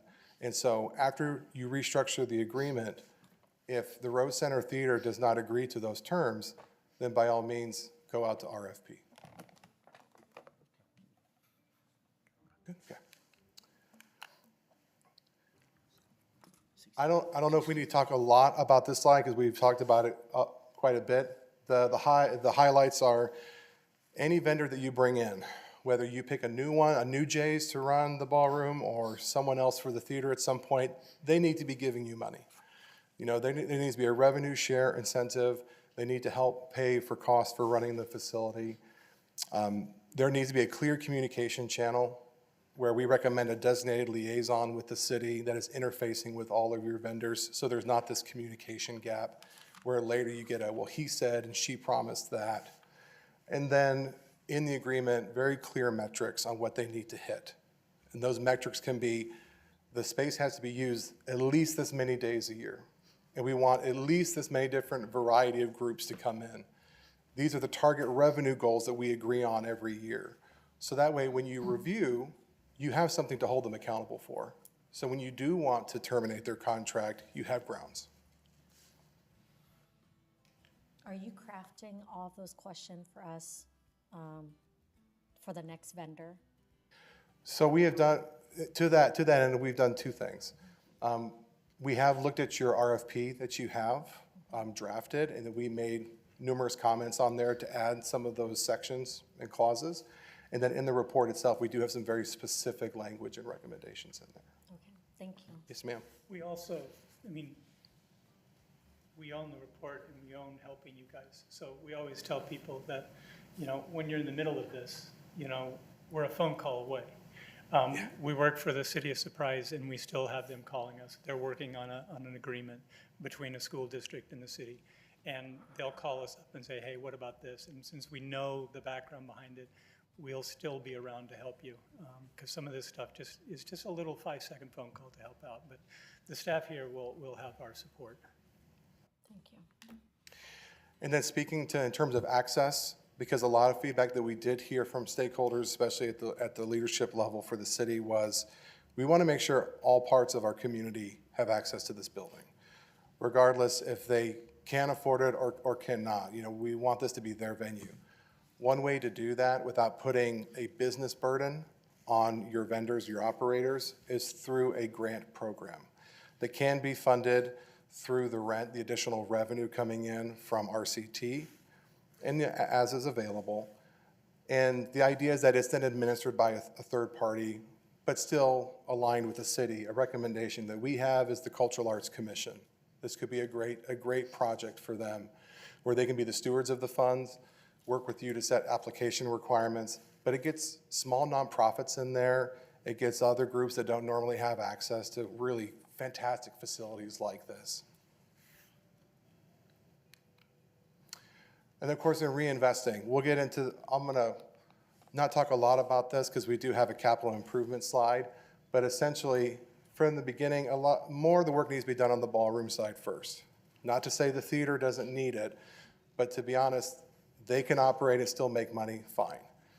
If our recommendation is that you run the ballroom, it would be in your best interest to upgrade the AV equipment. You'll have the audio visual. You'll have to replace tables and chairs that Jay's purchased that they'll take with them. Because what you need to do right away is be competitive in the market. It's a great looking facility, but the audio, visual, and lighting, as you heard in earlier comments, is lacking. And when you go to the Saigon, you go to the Grand, you go to Montcharry, all those other venues, they have all of the nice equipment. You don't need expensive equipment, but it does need to be better because you need to start making money right away and you need to lure in customers. And then other kind of big, more systems to address would be the HVAC system, the theatrical lighting system, and then the flooring of the ballroom. And in terms of communication, really the big points that we want to hit home here are a liaison position at the city level that interfaces with all your vendors, and then quarterly at least check-ins with your vendors and audits of their financials. So again, you can track how they are performing. So we don't get 5 or 10 years down the road and we go, what happened? Why are you guys not doing what you said you would? More frequent check-ins allows you to correct them along the way.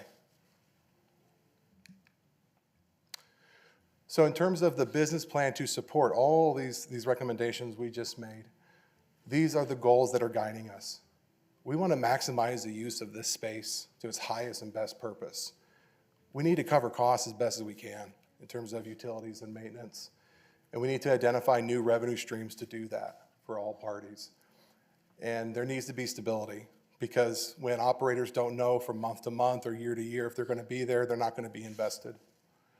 And there needs to be a balance focused on business objectives as well as civic.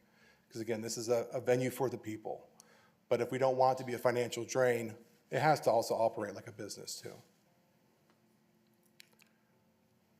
So this is the 5-year operating pro forma that we put together. What you'll see in the very first blue column is where you're currently at.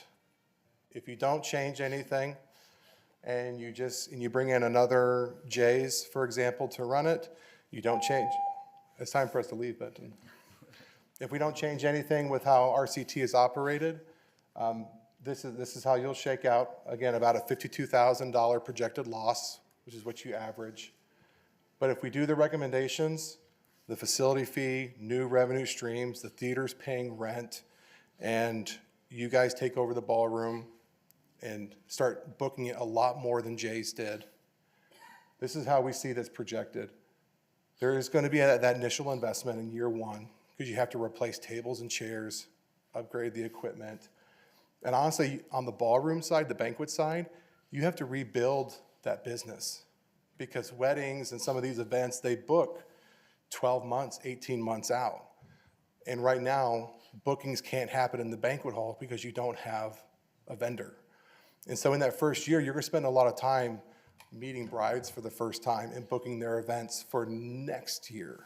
So that's why we show there is an investment loss on there of $118,000, but still a cost recovery of 73%.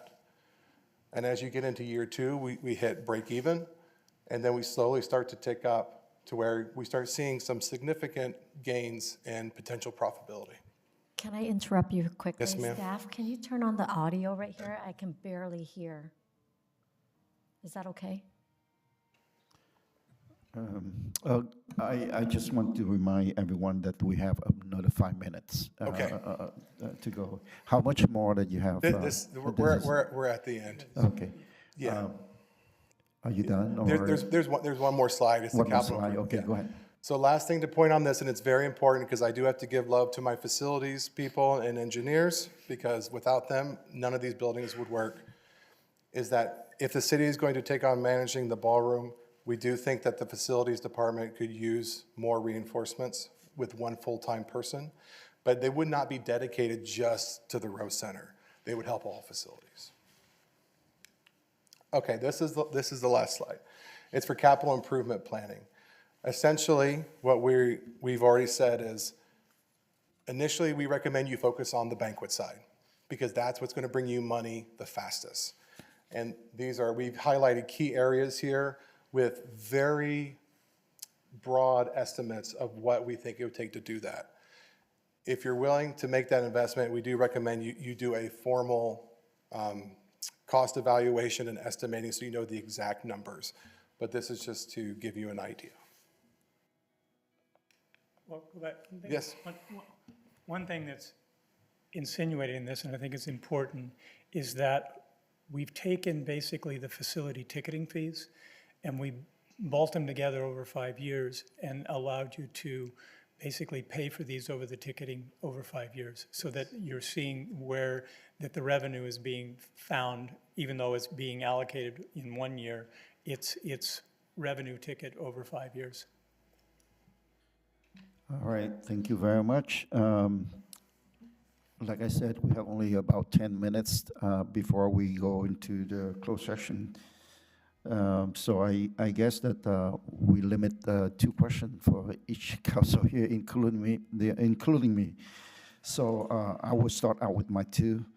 Can you go back to slide number 12?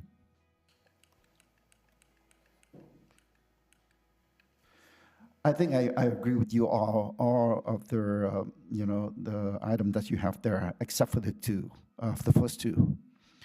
So my first question for the first one is you said the city should take over operation of the ballroom. That means the banquet, right? Yes, sir. Okay. Is that recommendation because they left already, or because that we lost? That why you recommend us to do something else? It's a little bit of both. So we do feel that if you were to go out to RFP, you probably could find another vendor. With the better agreement structure, you could get them to perform at a better level of what you want them to be. But they will still be a business looking after their own interests. If you want that part of the facility to make money and also be flexible for the community and in the city to have a little more control over it, the best option is for the city to run it. And this is a convenient time because right now you do not have a vendor. So it's a good time for the city to come in and do that. Okay. The second question that I have is for bullet number 2. RCT remain the theater operator, but only under new terms. And I know that you've gone through the new terms with the $5,200 and then the $2 on the ticket. I understand that. But even though it just bring in like $62K per year for the theater. And my question for you is this: I know that number of them are here today. Yes. But I think it's, be transparency, I will ask these questions. If we know that for the from the presentation that you all went over earlier, that we've over number of years, road theater, we have make none, then why is that the recommendation for the still the theater operator under new term? Sure, and there's two reasons for that. First and foremost, just from the rent alone, $5,200 a month, once we do the math on that, that takes you to over $60,000, which is more than what the city loses on average, correct, from what we just saw? So by doing the rent alone, you are making up that deficit and you are covering the city's cost, because the other side of it will be revenue coming in through the ballroom. The second reason is that you're correct, the city was not receiving money from RCT, and that's because of the original agreements and how they were structured. Because in the beginning, 20 years ago, the vision was different. The vision was to incubate, to grow this small community theater into what it is today. They are now larger and more successful. And so now is an opportunity where they can start to pay the city back and match the new vision that you want this to be. All right, thank you. Councilmember West? Thank you, Mr. Mayor. Thank you for being here, guys. I really appreciate Yes, you ma'am. elaborating, doing kind of auditing and helping us with the strategy, how to make money for the city. My question is, I know that you briefly mentioned about the grant program. So what do you actually propose with the grant program? Can you break it down for us? Sure. So essentially what we recommend is that, one, an entity like the Cultural Arts Commission be the stewards of this.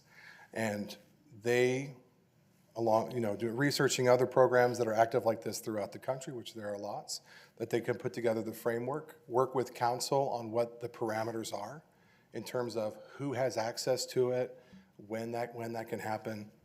Funding for it can come from revenue from the rent coming from RCT. Again, you only spend what you have available. So there could be small grants one year, larger grants another year.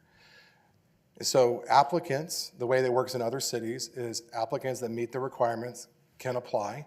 And usually it's either for a lot of events or one event, but they stipulate this is how much we need subsidized, to cover it. And if they are approved, they get to go to the top of the booking calendar right after the city and RCT, so that we can make sure they're getting good dates and not just leftover dates. We want them to have access to good dates.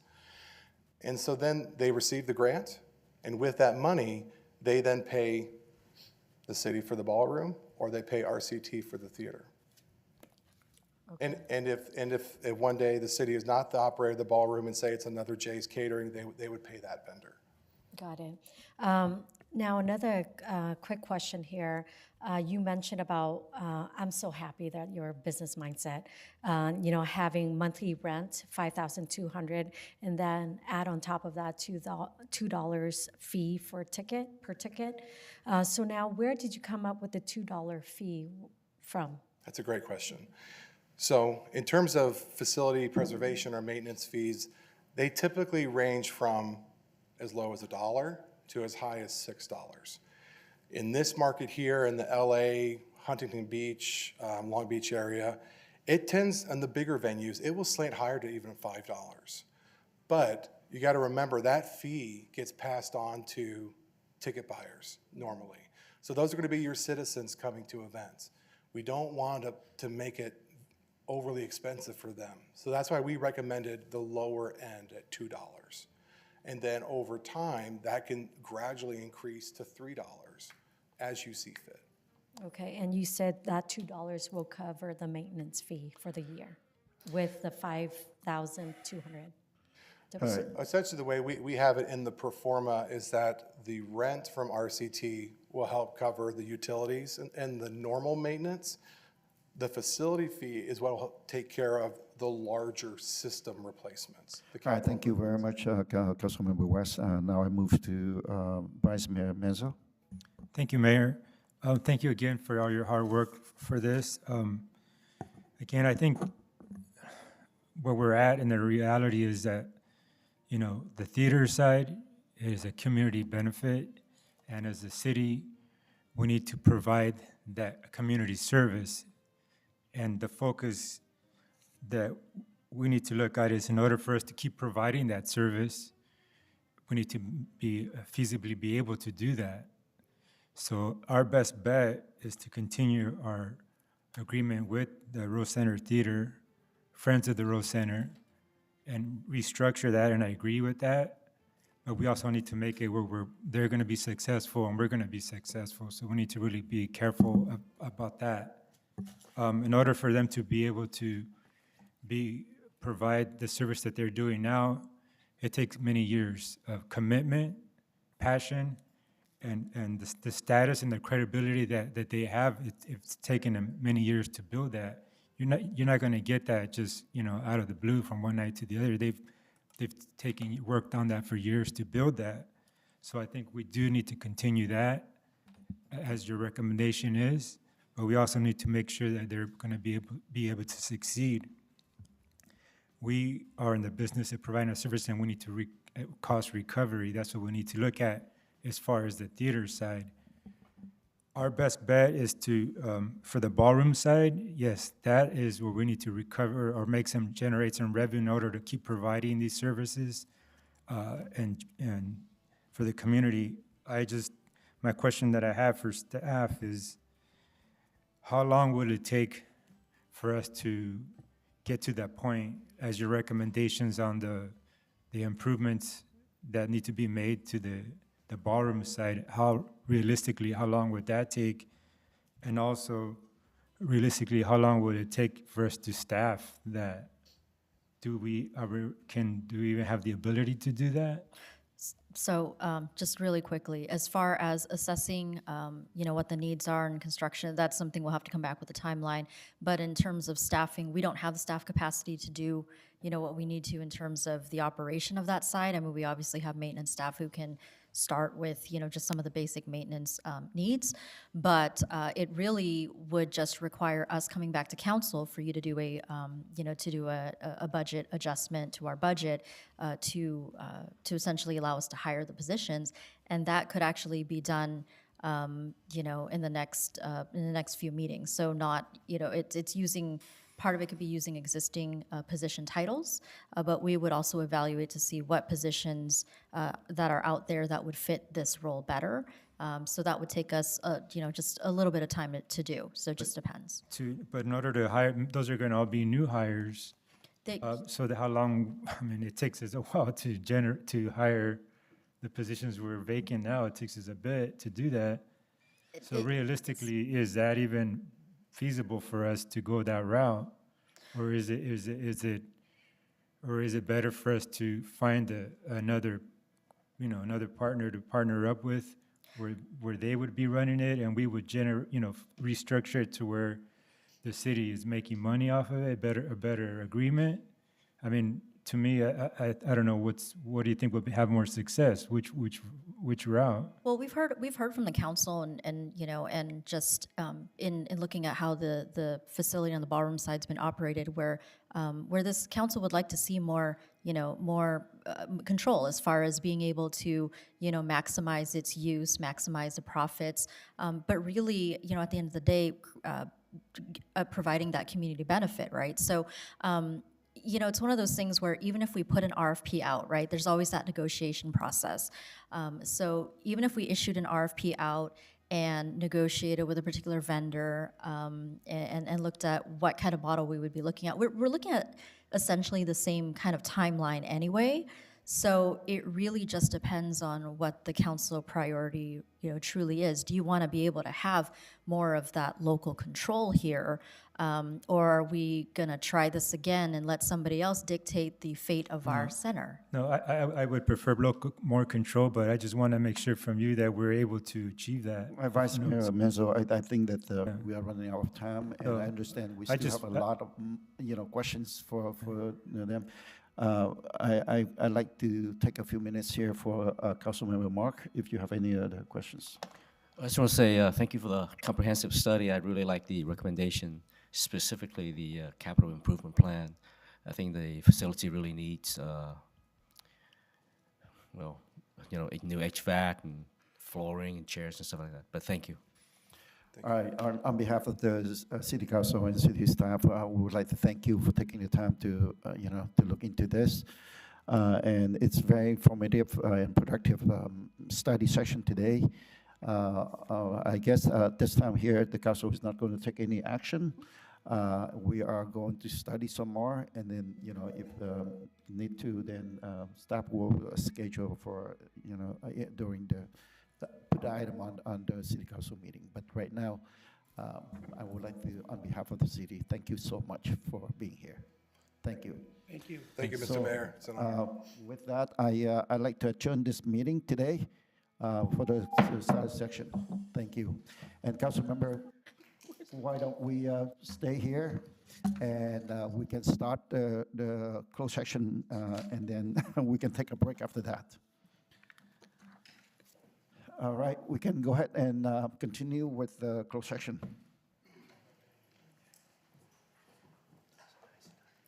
Thank you all for being here for this study session.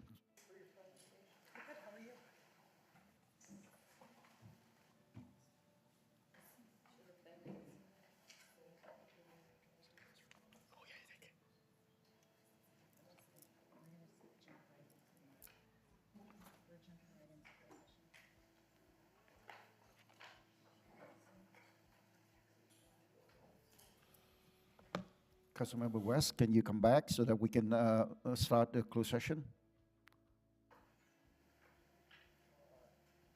All right, go ahead. Thank you. I'll call roll for closed session. Mayor Nguyen, I'm here. Vice Mayor Monzo. Here. District 1, Councilwoman Fan West. You guys hear me? Fan West here. District 3, Councilmember Nguyen. Here. District 4, Councilmember Nguyen. Here. Mayor, you have your quorum with no absence. Thank you very much. At this time, I would like to open up for the oral communication for closed section only. You probably have the items in front of you. If you need to, then we'll read you the items that to be discussed at the closed session. So do we have anyone sign up for as a speaker for closed session today? Yes, I have one speaker, Terry Rains.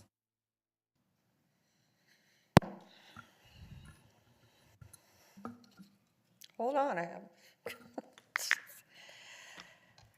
Hello, item 1. I purchased and viewed a couple of documents from this case, the plaintiff's amended complaint and the city's answer back in March of this year. The case revolves around an accident that took place in June 2023, June 23rd of last year near Hazard and Hoover at approximately 4:51 a.m. The plaintiff was allegedly driving westbound on Hazard Avenue, proceeding through a green light at Hoover Street when it's alleged the defendant, WPD Officer Urias, was traveling southbound on Hoover Street and entered said intersection despite a red traffic signal. It is further alleged that the plaintiff sustained serious injuries as a result and had to be transported by ambulance to an emergency room for evaluation.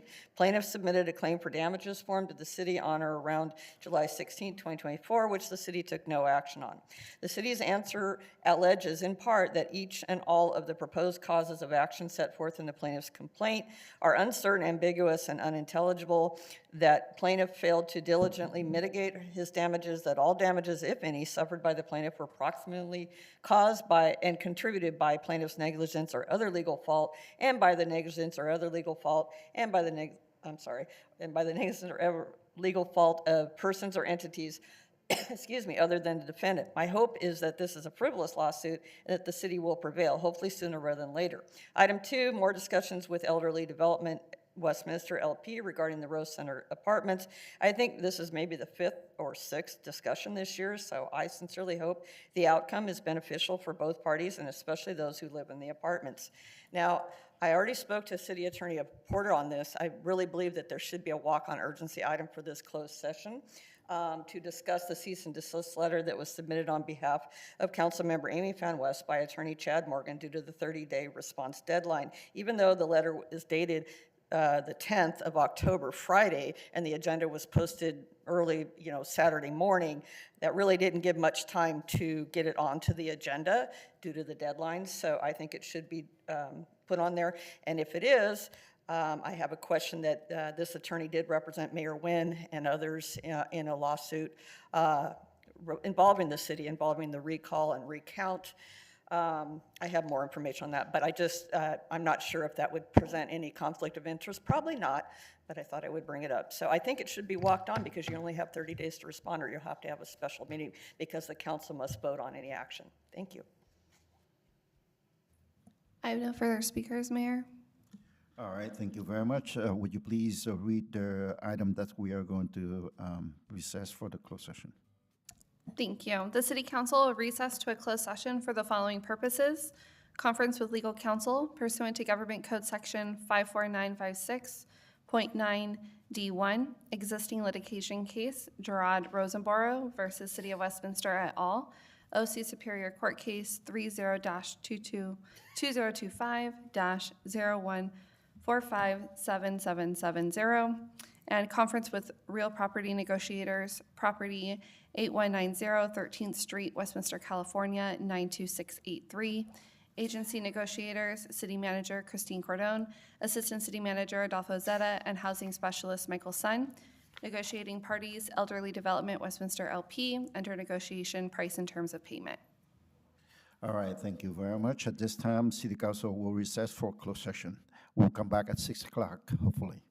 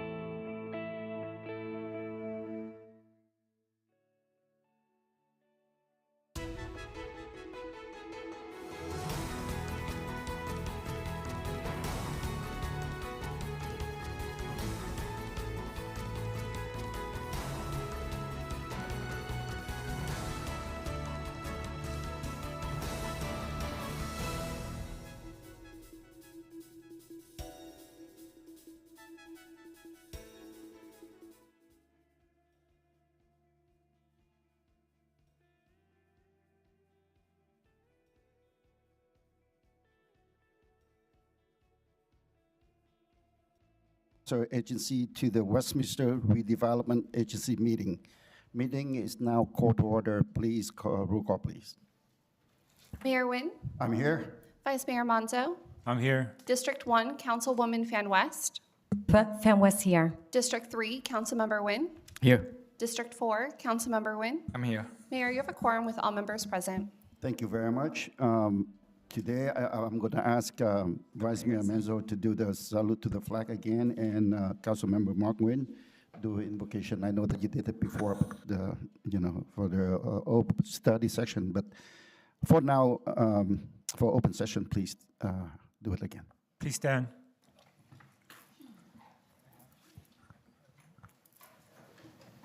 Ready? Begin. I pledge allegiance to the flag of the United States of America and to the republic for which it stands, one nation, under God, indivisible, with liberty and justice for all. Please remain standing for the invocation. Heavenly Father, enable those who gather this evening to discharge their duties with honesty and integrity. May we all be blessed in the knowledge of your truth and sanctified in the observance of just laws. We ask your assistance in providing all those in attendance with wisdom, understanding, strength, and patience. Bless and guide this evening's deliberations. Amen. Thanks to Vice Mayor Menzo and also the District 3 Councilmember Mark Nguyen, and welcome everyone to the City Council tonight. We are very, very pleased to have you join us at this council meeting. And at this time, I would like to ask for the city attorney closed session report, please. In closed session, we can discuss both items that are listed on the agenda, and there is no reportable action. Thank you. Export communications, do I have anything from the dais? No.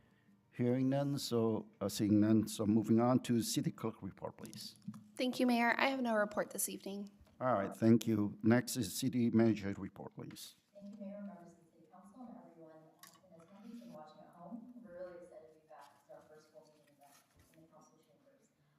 So first off, we just want to share our Halloween Spectacular is coming right up, so get ready for a frightfully fun event. It's our annual Halloween Spectacular. That's next week on Friday, October 24th. The fun kicks off at 4:30 p.m. where you'll be collecting your favorite goodies at our trunk or treat over at the Civic Center parking lot. The Civic Center will be buzzing with activity, food trucks, a ghost hunt with prizes, a festive maze, photo booth, and more. The night will conclude with a special outdoor movie screening of Toy Story beginning at 6:45 p.m. And additionally, we are honored to showcase several Dia de los Muertos community ofrendas created by local groups. So join us to experience these heartfelt displays and celebrate the memories of those we hold dear. We're also pleased to announce that we'll be honoring our local veterans with complimentary Proud Veteran yard signs now through November 7th while supplies last. Veterans are welcome to pick up their signs at the Community Services and Recreation Department. And if you need one delivered, you can contact the Community Services Department at 714-895-2860 or email csronline@westminster-ca.gov to make arrangements. And join us as we honor and celebrate the brave men and women who served our country at our Veterans Day lunch on Monday, November 10th from 11:30 a.m. to 1 p.m. Tickets are on sale now at the Senior Center front desk for $5. And the Year of the Horse is on the horizon. Save the date for our annual TET Parade on Saturday, February 21st, 2026. Follow the City of Westminster on social media for updates. And last Wednesday, October 8th, the City of Westminster proudly participated in Walk Enrolled School Day at 10 schools across the Westminster and Garden Grove Unified School Districts. City Council and more than 40 staff members from the City Manager's Office, Public Works, Police Department, Human Resources, Code Enforcement, Community Services joined students and families to promote safe, active transportation to school. Our team had a great time welcoming students and encouraging healthy, sustainable habits. To view the walking routes and learn more about the event, visit our website at westminster-ca.gov/department/public. You just search on the city's website at westminster-ca.gov, and you'll be able to find those. I do want to note that we also had members of our city council, Mayor Chi Charlie Nguyen, Councilwoman Amy Fan West, and Vice Mayor Carlos Monzo, who was also in attendance at the different locations. So appreciate the support, and it's great to just keep promoting walkability and bikeability to our schools. That concludes my report for tonight. Thank All you. right, thank you very much, City Manager. Next is a special presentations. This is the good part. I always want to do this. And we have a number of them that number of you that we are going to recognize tonight. And so the first one is going to be a proclamation for Red Ribbon Week. And then the next one is certificate of recognition to Westminster Police Explorer Khoa Vu for his bravery and leadership. And next is the certificate of recognition recognizing the 2025 Fall Festival sponsors. Proclamation for Fire Prevention Week. And then the last one is certificate of recognition retired Deputy Police Chief of Support Cameron Connor Hayes. Let me go ahead and read through all that recognition, and then we'll come down for the photos. All right? First one is proclamation for Red Ribbon Week.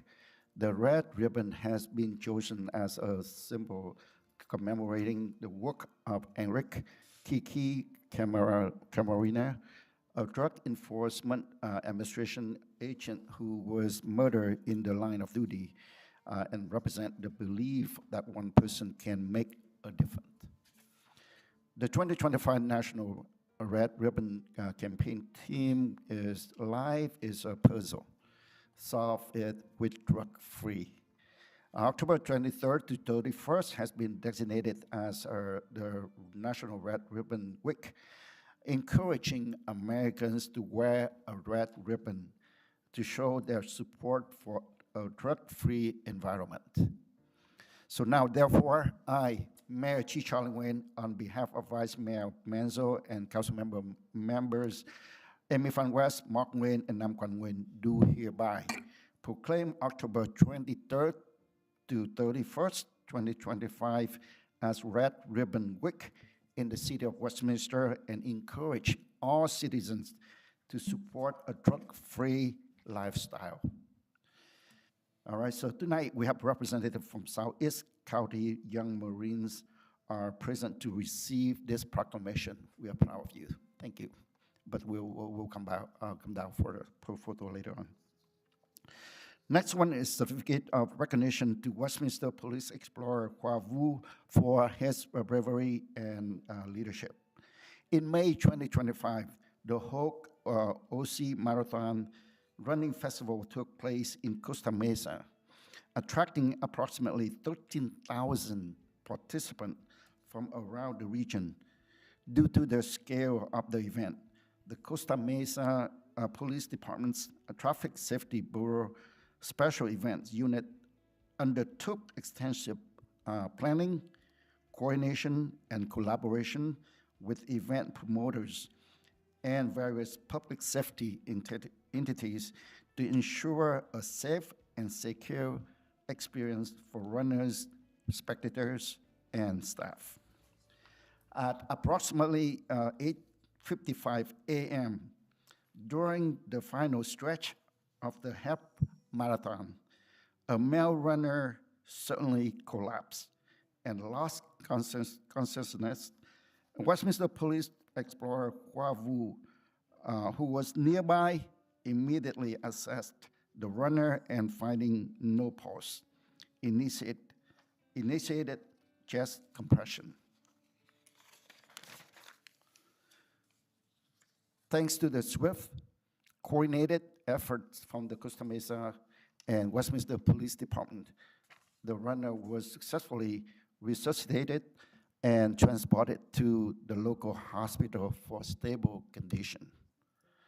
So I will ask to join acknowledging Police Explorer Vu for his bravery and leadership later on. Next is certificate of recognition recognizing the 2025 Fall Festival's sponsors. I have to say that without them, we can't, run the successful Fall Festival. The 2025 Fall Festival was a tremendous success. As your mayor, I am so proud of the spirit and unity it has brought to our great city. We are honored this evening to recognize our sponsors for their generosity and in supporting this event. Your contributions play a vital role in making the festival possible, and it shows that your commitment to the power of the community and coming together to showcase our spirit and pride.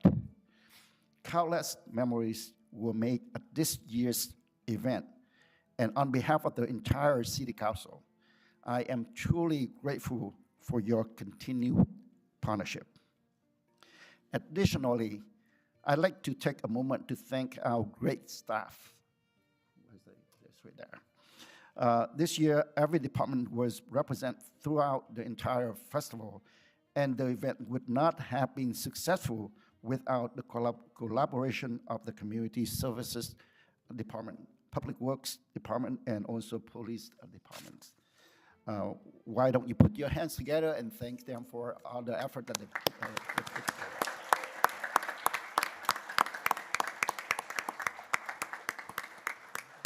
All right, and they will join us later on for photo, for quick photo. Next is the proclamation for Fire Prevention Week. The 2025 Fire Prevention Week theme is Charge into Fire Safety. Lithium-ion batteries in your home strives to educate everyone about how to buy, charge, and dispose of them safely. Proper handling, storage, and disposal of lithium-ion batteries, along with public awareness of safe charging practice, can greatly reduce the risk of fires and injuries. For this, I have to mention that Council Member Nguyen here is on the board for Midway City. He knows about it a lot.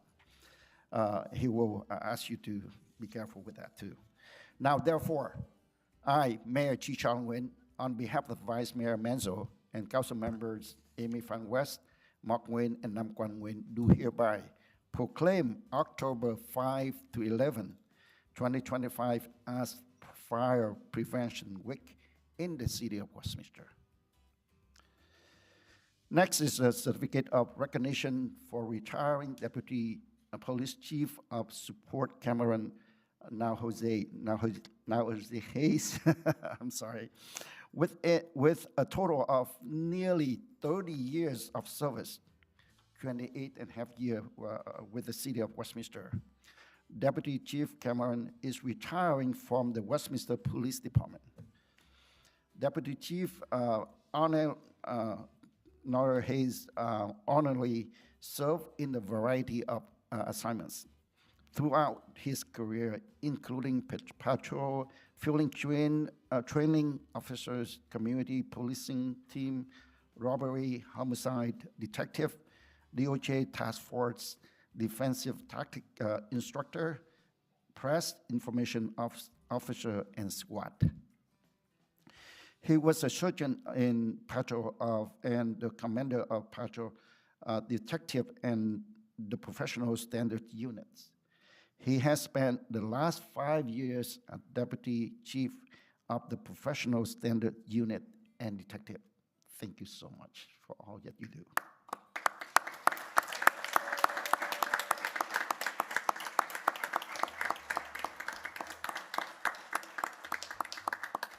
More, Deputy Chief Arnold Hayes is a recipient of the Medal of Courage, Medal of Merit, Life-Saving Award, and 3 times recipient of the Chamber of Commerce Public Service Award.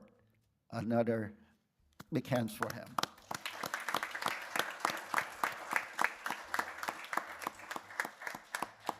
So the police department and the city of Westminster honor your professionalism and dedication to the community, and thank you for your service.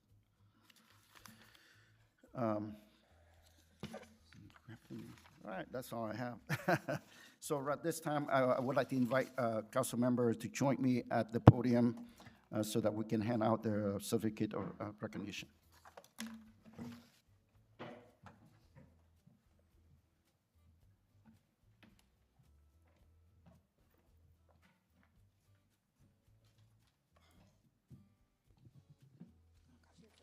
All right, thank you very much.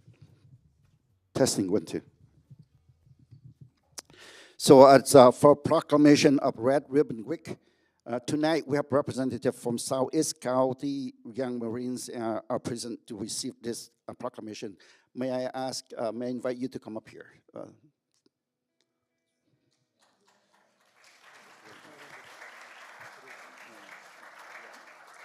can stand in front of us.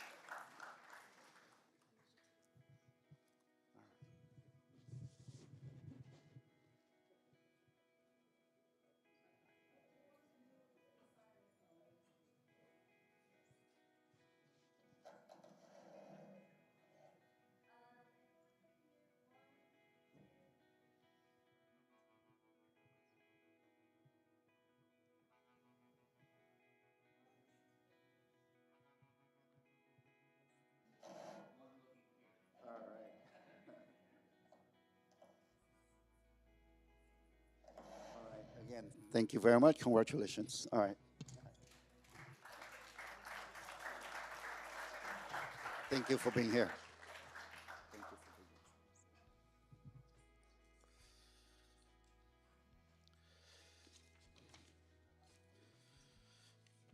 here. Next is, please join us in acknowledging Police Explorer Vu for his bravery and leadership.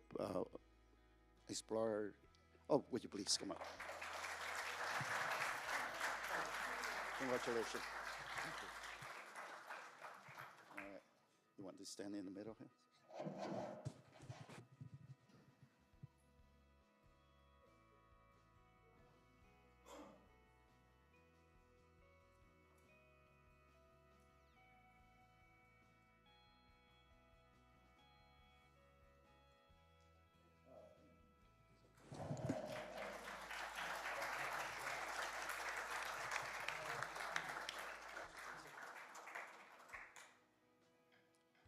Okay, for festival sponsors, we'll do that next, right?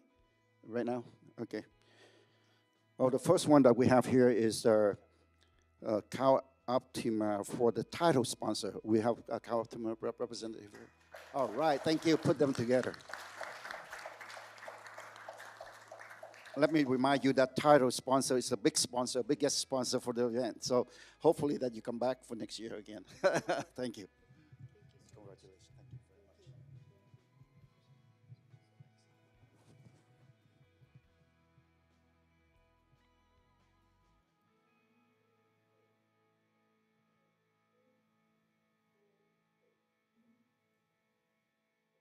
You want to come in too?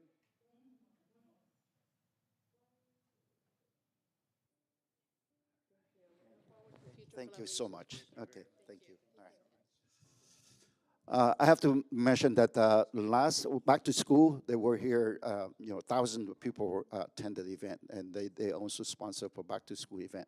So once again, on behalf of the city council and city staff, want to thank you, Cal Aftermath, for all the effort that you put in. Thank you.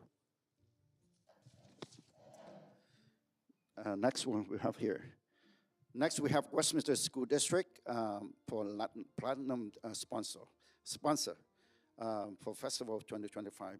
So let me read this before we hand it over. And the same thing for the other one. In appreciation of your generosity and contribution to the success of the 2025 Fall Festival by sponsoring and participating in this vibrant cultural celebration with the community. Again, thank you very much. So.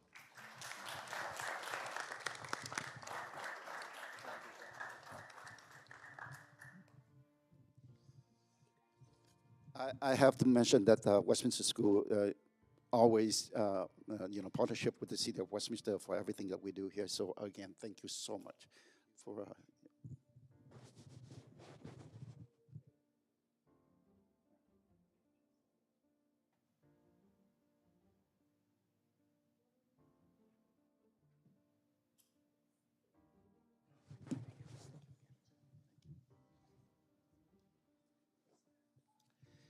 Next, we have Midway City Sanitary District for Fall Festival 2025 Diamond sponsor. Would you please come up here? I think we have two people. Come up here, please. Come up. Yes, please come up here. Don't be shy.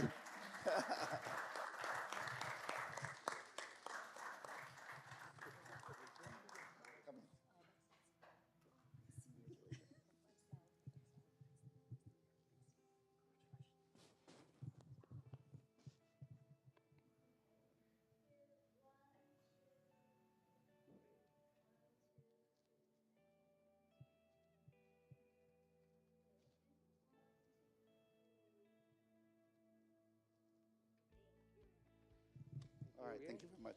Same thing, Midway City is always there with the city. So again, thank you very much, Midway City. Sanitary District, I have to say. Next is Westminster Police Officers Association, POA, for Diamond sponsor. May I ask you to come up here for recognition, please?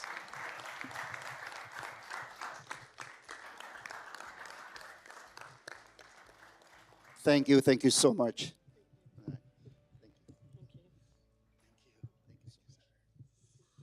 All right, so you want to come in here? You want to come in here? No, come here, come here, right here. Pretend you like each other.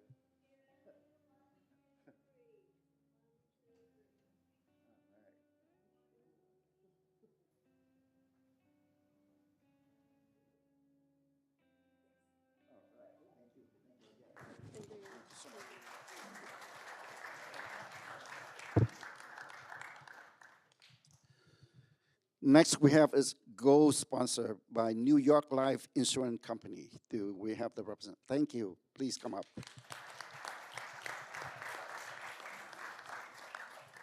Thank you for sponsoring. Partnership with the city. Thank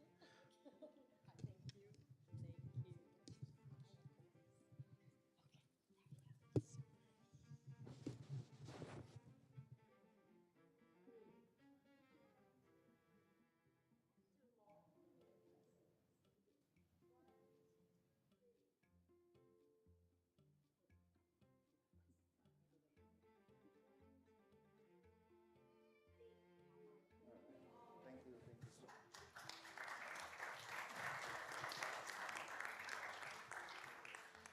Next is a silver sponsored by Hirsch and Associate Inc. All right. All right.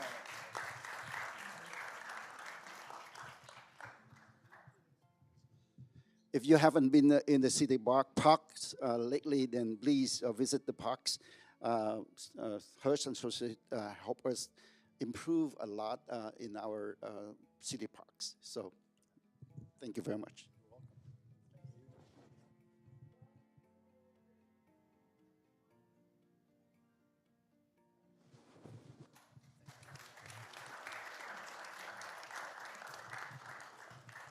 Another silver sponsor to McDonald's of Westminster for the 4th 25. Thank you.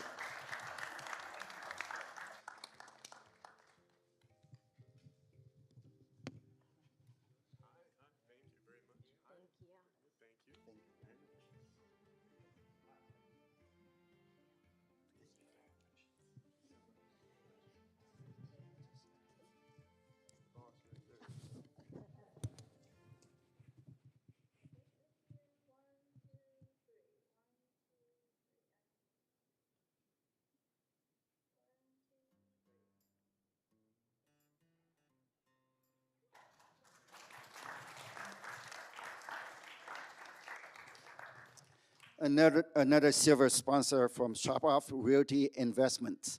Do we have? All right, please come up.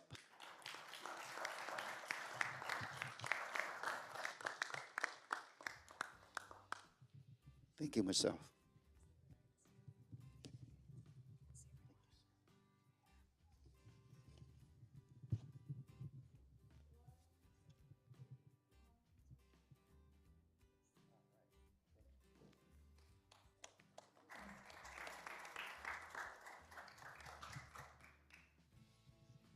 Another silver sponsor from Stilzy. I'm sorry, but Stilzy, right? Okay, Stilzy. Okay, silver sponsor.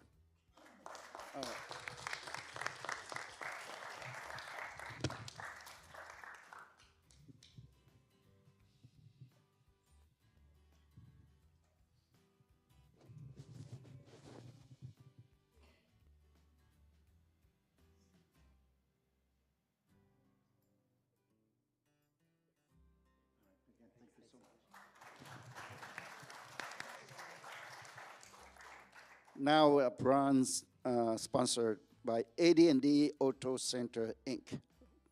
Please. Right.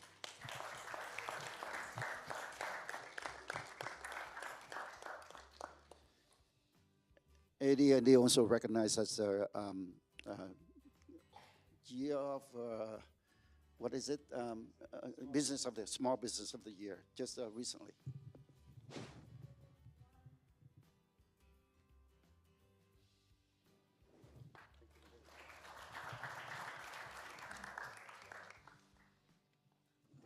Next is another bronze sponsor to Guy Lily LCC.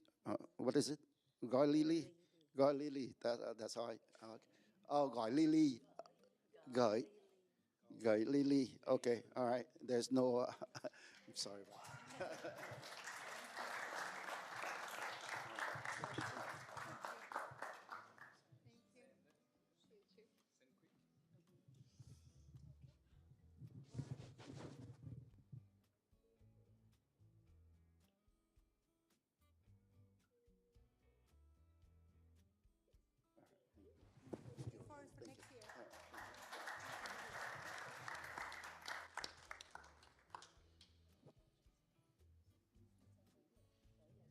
All right, next is in-kind sponsor. This is in-kind sponsor by Emergency Ambulance.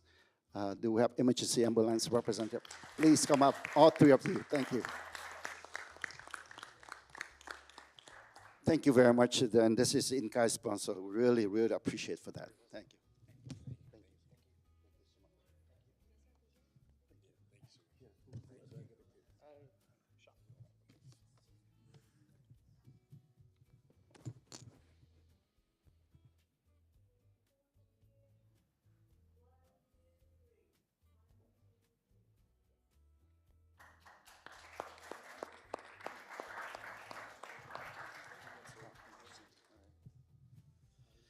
Another in-kind sponsor by Hello Boys Save Ice. So do we have the rest? All right, okay, please come up. Thank you for the in-kind sponsor. Thank you so much. All right, thank you.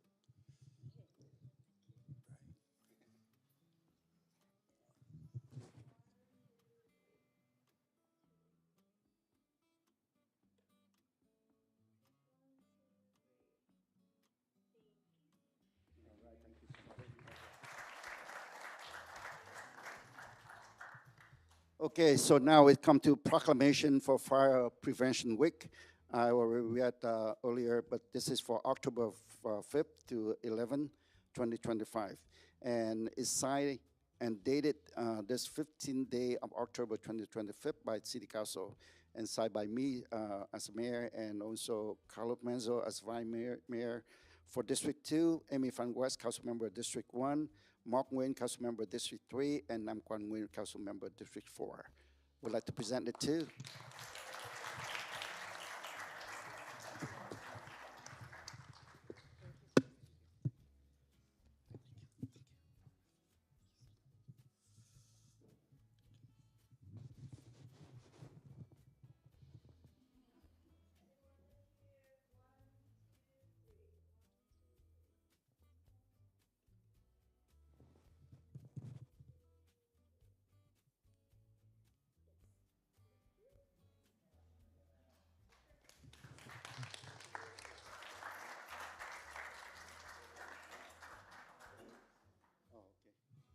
Well, we have two for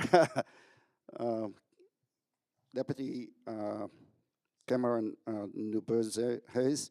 And this is for your dedication and service as an employee of the City of Westminster from June 9, 1997 to November 15, 2025.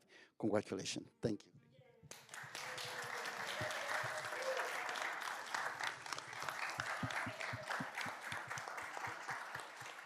Thank you.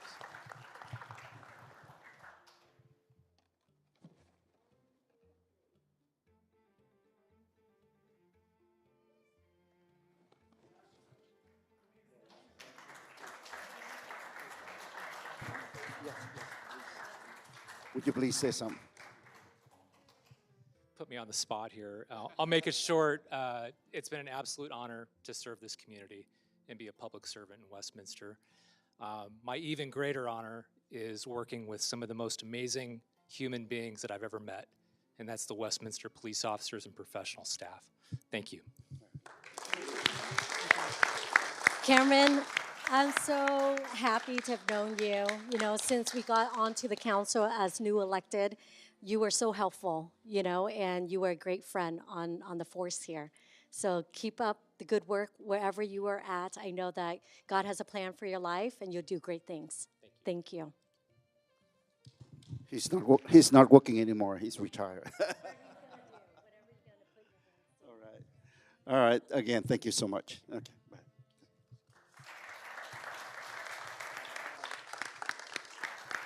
Well, once again, I apologize if I mispronounced your name or your company names. So, is there anything else? That's it? All right. Thank you so much for being here.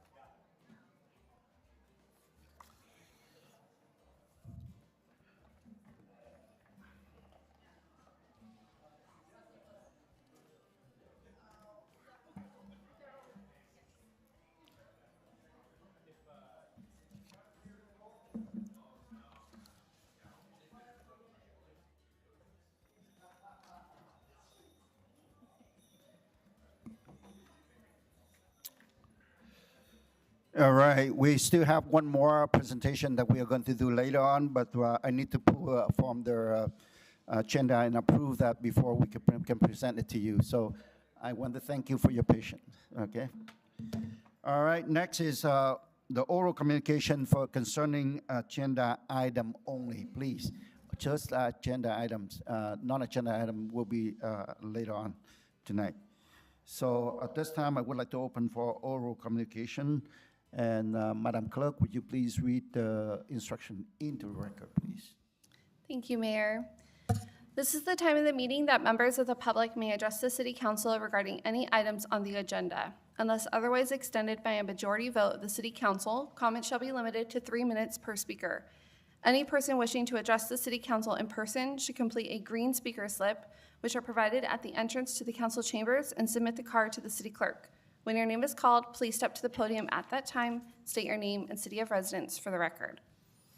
We have 2 speakers today, Michael Varengia, followed by our final speaker, Terry Raines.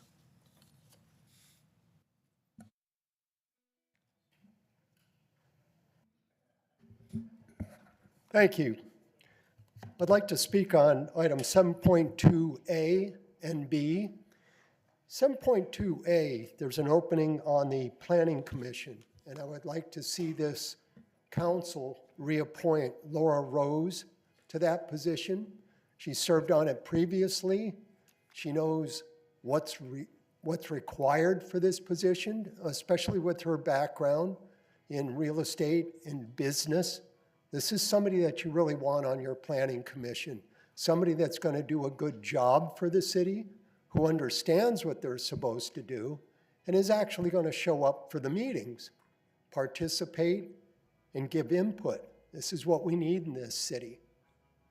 7.2B, I would like to see, and I request that you reappoint Ruth Piker to the Y&E committee. I'm currently the committee chair of that, and I understand Ms. Piker has previous experience on that committee.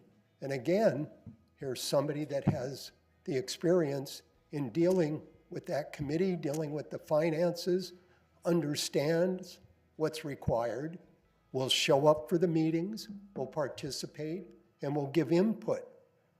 This allows you to understand what your financial status is, and especially now, the city has a balanced budget, which is really nice. But you want somebody on there that's going to help guide you through this and get you to make sure that you have all the information that you need to handle the financial aspect of the city.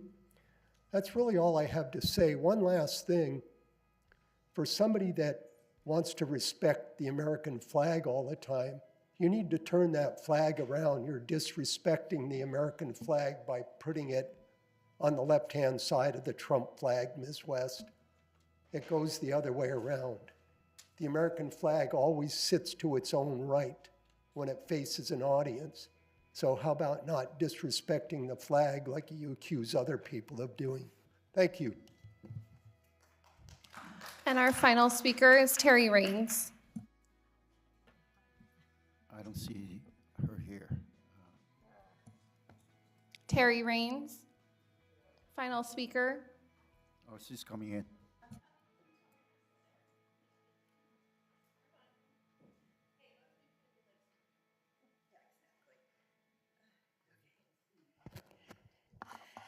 Hello, item 1, congratulations, honoree. Sad to see DC Nauer Hayes retire, but well-deserved after 28 and a half years with the city. 3-1, still no minutes for the 2 regular meetings in September, disappointing. 3-3 and 3-4, congrats PD on these grants for traffic enforcement and pedestrian bicycle safety programs.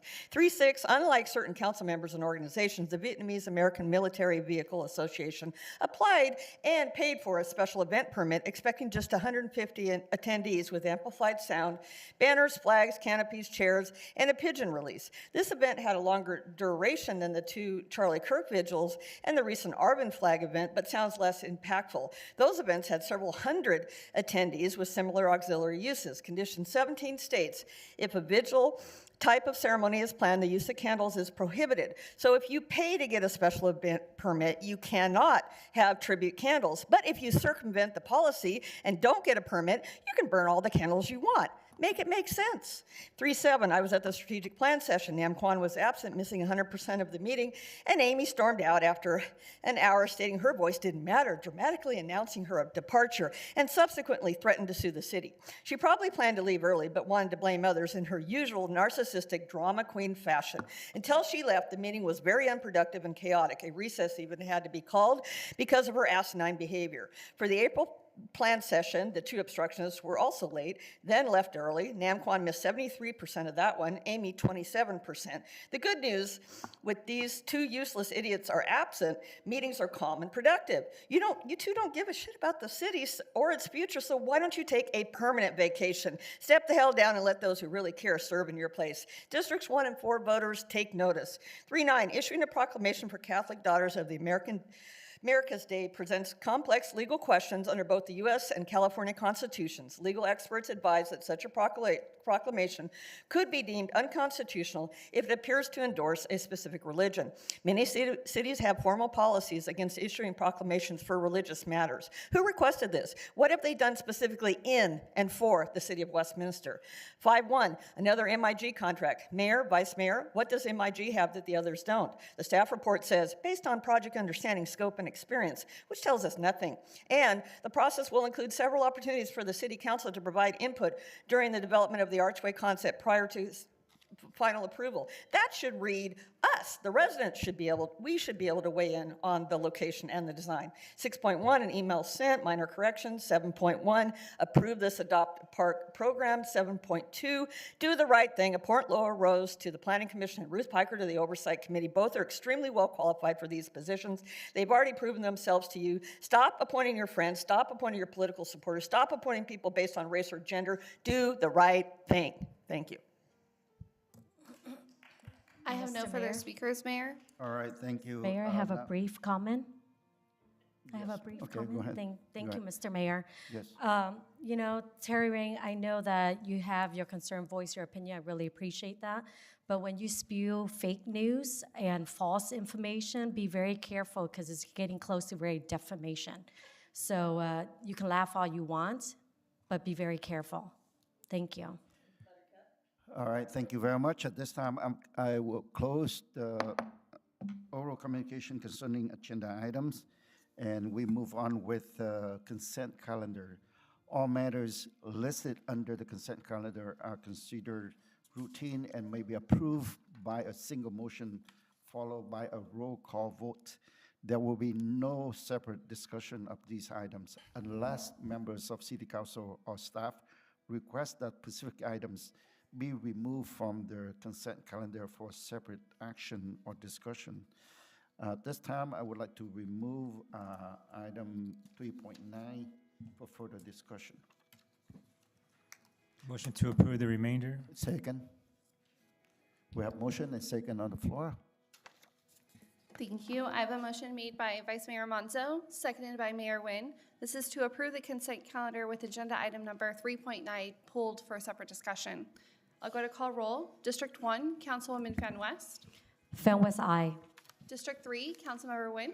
Yes. District 4, Councilmember Nguyen. Yes. Vice Mayor Monzo. Yes. And Mayor Nguyen. Yes. Motion carried 5-0. The reason I go for, the reason I pulled the 3.9 approval for proclamation is because we have the representative here to receive their recognition, recognize the Catholic Daughters of America's Day.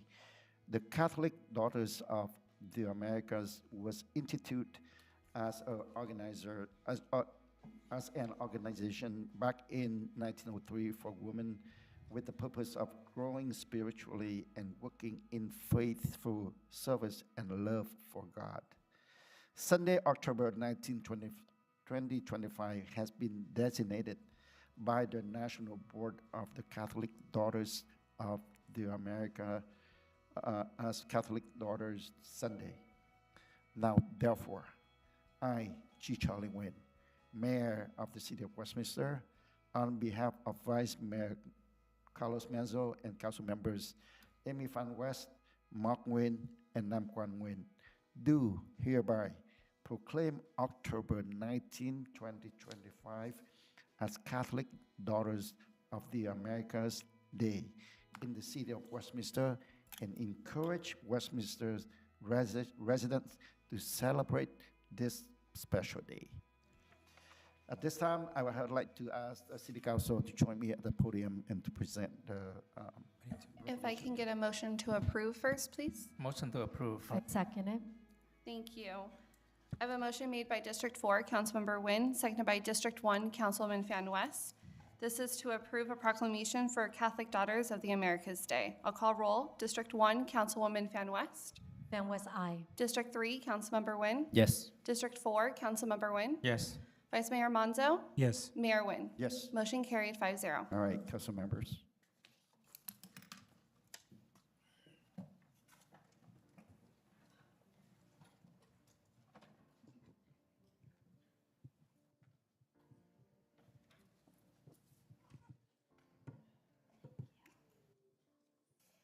May I ask you to turn yourself here? You can turn around. You can turn around. We make room for you.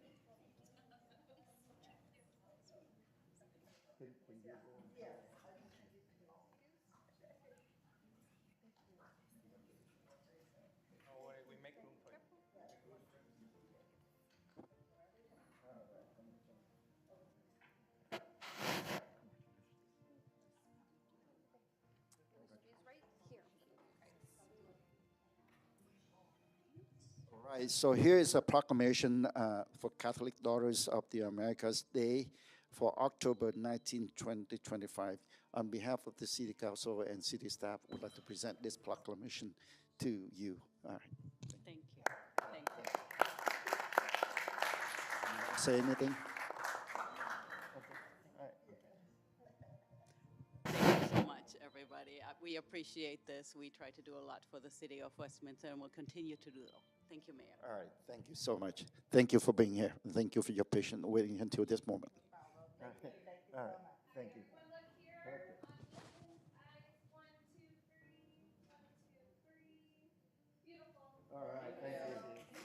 Thanks again. Thank you so much.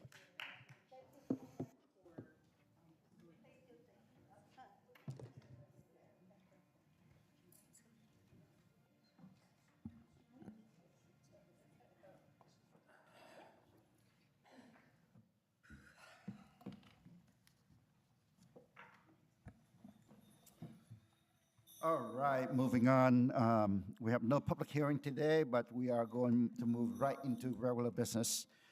5.1, selection of a qualified consultant for the design and development of the Little Saigon Archway by the ad hoc committee. Just to remind you that an ad hoc committee had chosen or appointed by the council, and we have gone through that. So at this time here, is there anything that we, from staff? I think it's probably beneficial for us to just catch everybody up on the timeline, the history, number of proposals, et cetera. So I will punt this over to Adolfo. Okay, Adolfo. Thank you, Mayor. Assistant City Manager. All right. Thank you, Mayor, council members, ladies and gentlemen. The item is for the consideration of a qualified consultant for the design and development of the Little Saigon Archway by the city's ad hoc committee. The mayor and the vice mayor were appointed as ad hoc committee members, and part of their duties were to review the statements of qualifications that were received. Those statements of qualifications were presented to the council members. We received 5 of those, that's 5 interested parties. And on August 27th of 2025, that's when the ad hoc committee was created, which led to the vice mayor and the mayor and the vice mayor coming into City Hall to review these statements of qualifications. Ultimately, the two of you selected 2 candidates to come in to be interviewed, and you achieved consensus on a desired preferred consultant, and that is what we're bringing to you tonight, is letting the rest of the council members and the community know that you've selected MIG as that consultant. As part of the next steps, if this is approved tonight by the council, we would be bringing back a quote, cost estimate for the work, a description, as well as an organization chart to the full council for authorization for us to initiate a contract with MIG.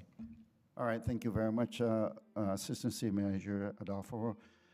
I had the privilege, and then also Vice Mayor, representing the City Council in an ad hoc committee, and we were interviewing 2 companies, and we are happy to choose one, which is MIG. That staff brought up for discussion tonight. However, I haven't,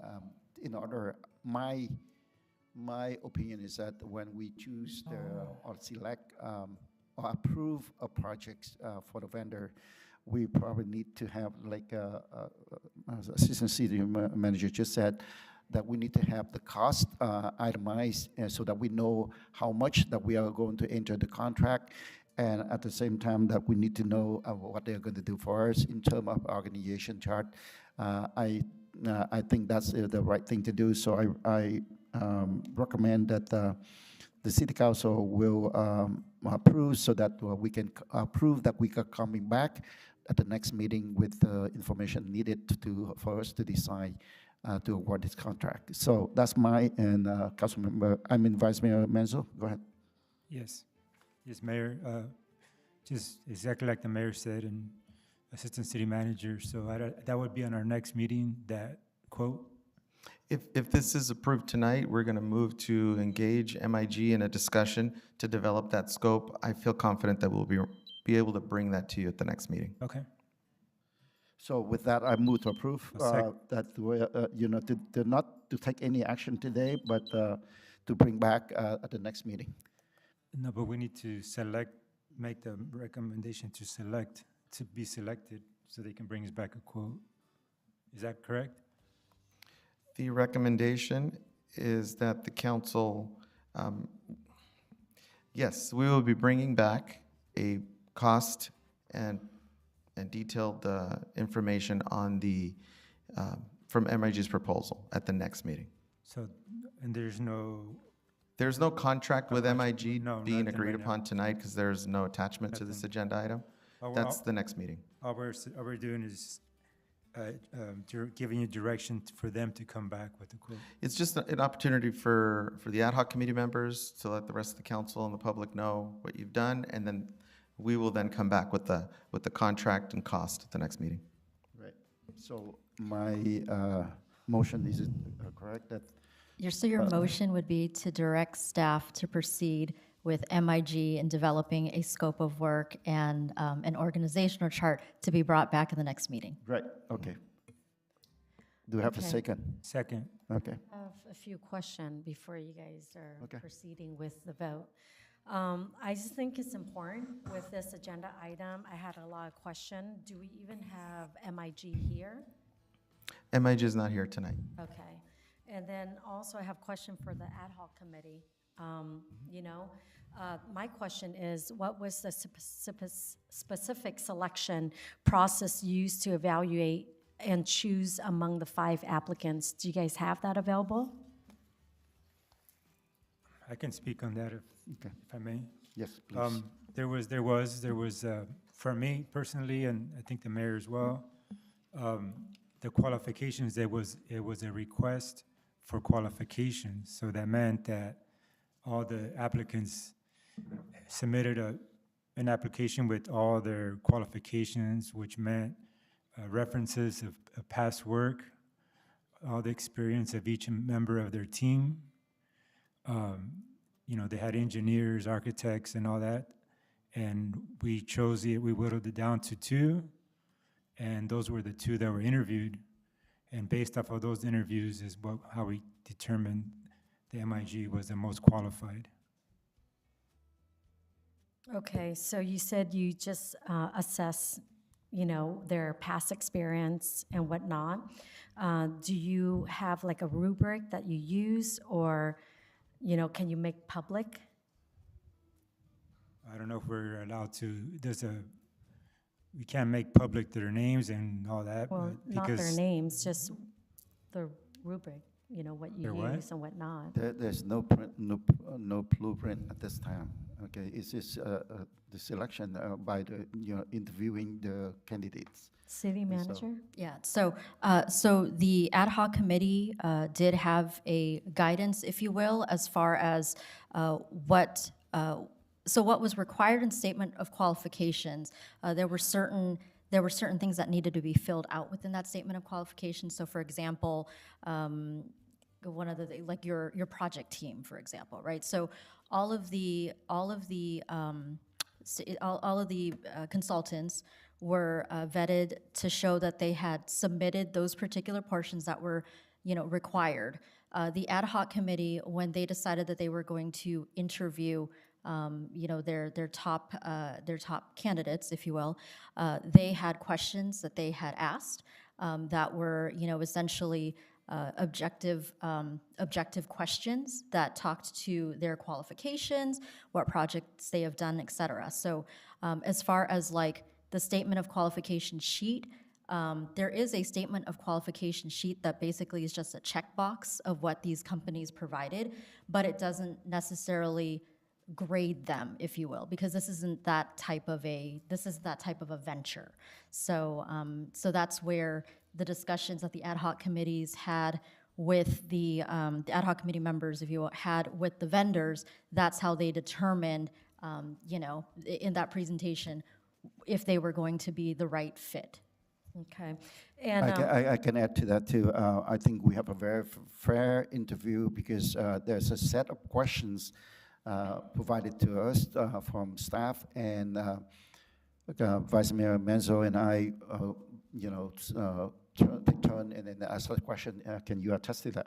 Yeah, so we each asked set questions to each candidate to make sure we were fair.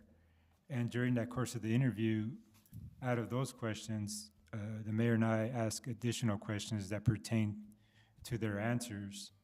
And that's how we determined who was the best candidate as far as who had the best qualifications. So. All right, thank you. okay, on the application, you guys just go over those application, and you guys mentioned you guys interviewed 2, right? Application, not the whole 5 application, or did you guys interview all 5? We are choosing the best of the two of the best 5, so that we don't have time to go all. It's not necessary to go through the one that is not, competitor with the top 2. So that's the reason why we choose only 2 top 1. Do you want to add to that? Yes, because those were the most, the statement says, statement of qualification, and we didn't interview the others because we based that they were unqualified. Their qualifications didn't meet the standards that we were looking for, so we just interviewed 2 of the 5. So I guess my question, what did you guys base it on where they're not qualified, those other 3? So this is a type of project that is not, at this point, it's not a very specific project, meaning the effort is not to design and build, but rather to come up with the concept for the archway. So as a result of that, that's the reason we went through the request for qualifications process rather than the request for proposal process. Now, as far as reviewing the 5 submittals, they were all deemed qualified. But at the discretion of the vice mayor and the mayor, they identified that the qualifications for 2 of the 5 seemed more in line with the vision for this particular effort. And it's very typical. You could receive 10 proposals, and you shortlist 3, you shortlist however many you think is necessary to get to the finish line. In this case, they reviewed all the documentation. First, the city vetted the submittals and then provided them in a bound format to them to review, and they selected the ones that they felt was most in line with the needs of the community, which were 2 of them. They brought them in to be interviewed, and then based on a set of questions that staff suggested they ask, they chose to go with those questions and ask additional questions. They made the ultimate determination that of the 2 they shortlisted, MIG is the one they wanted to present to the council and to the community tonight. Okay. So from those 2, you guys pick MIG, and they're the most qualified, right? That's why we brought it up Okay. for interview. All right, so that's all the question I have. Thank All you. right, thank you very much. And I believe we have motion and second on the floor. Thank you. I have a motion made by Mayor Nguyen, seconded by Vice Mayor Manzo. This is to direct staff to work with MIG to bring a cost estimate and scope of services for the conceptual design of the Little Saigon Archway to be presented at a future city council meeting. I'll go to call roll. I'm sorry. And to also include the org chart to be brought back at a future council meeting. I'll go to call roll. District 1, Councilwoman Fan West. Fan West, aye. District 3, Councilmember Nguyen. Yes. District 4, Councilmember Nguyen. Yes. Vice Mayor Manzo. Yes. And Mayor Nguyen. Yes. Motion carried 5-0. 6.1, adoption and amendments of the 2025 edition of the California Building Standards Code and the 2024 International Property Maintenance Code. Do we have anything from staff, please? Yes, we do, Mayor. Steve Mendoza, Community Development Director for the City of Westminster. Good evening, Mayor, Mayor Pro Tem, and City Council. Every 3 years, we come back to you for an update on our building codes. It happens California-wide in all the cities and jurisdictions in the state of California. Tonight, we begin the 2-meeting process of replacing the 2002 codes with the 2022 codes with a 2025 version of those codes. On the screen right now is a list of the codes. You'll know that there are many sections of the codes that we will be adopting. This year, as a special editions, we're also going to be adopting the 2024 International Property Maintenance Code, and I'll explain a little about that later. Staff is recommending that the 2025 codes be adopted in the same manner as the 2022 codes. Same sections, same amendments. So if some of the council members were here 3 years ago, you're seeing the same thing you are this year, except for the property maintenance code being added. The next slide is our adoption and amendment process. You'll see that tonight we are having our first reading, and then the next meeting on November 12th, 2025 will be our public hearing and hopefully adoption. This will give us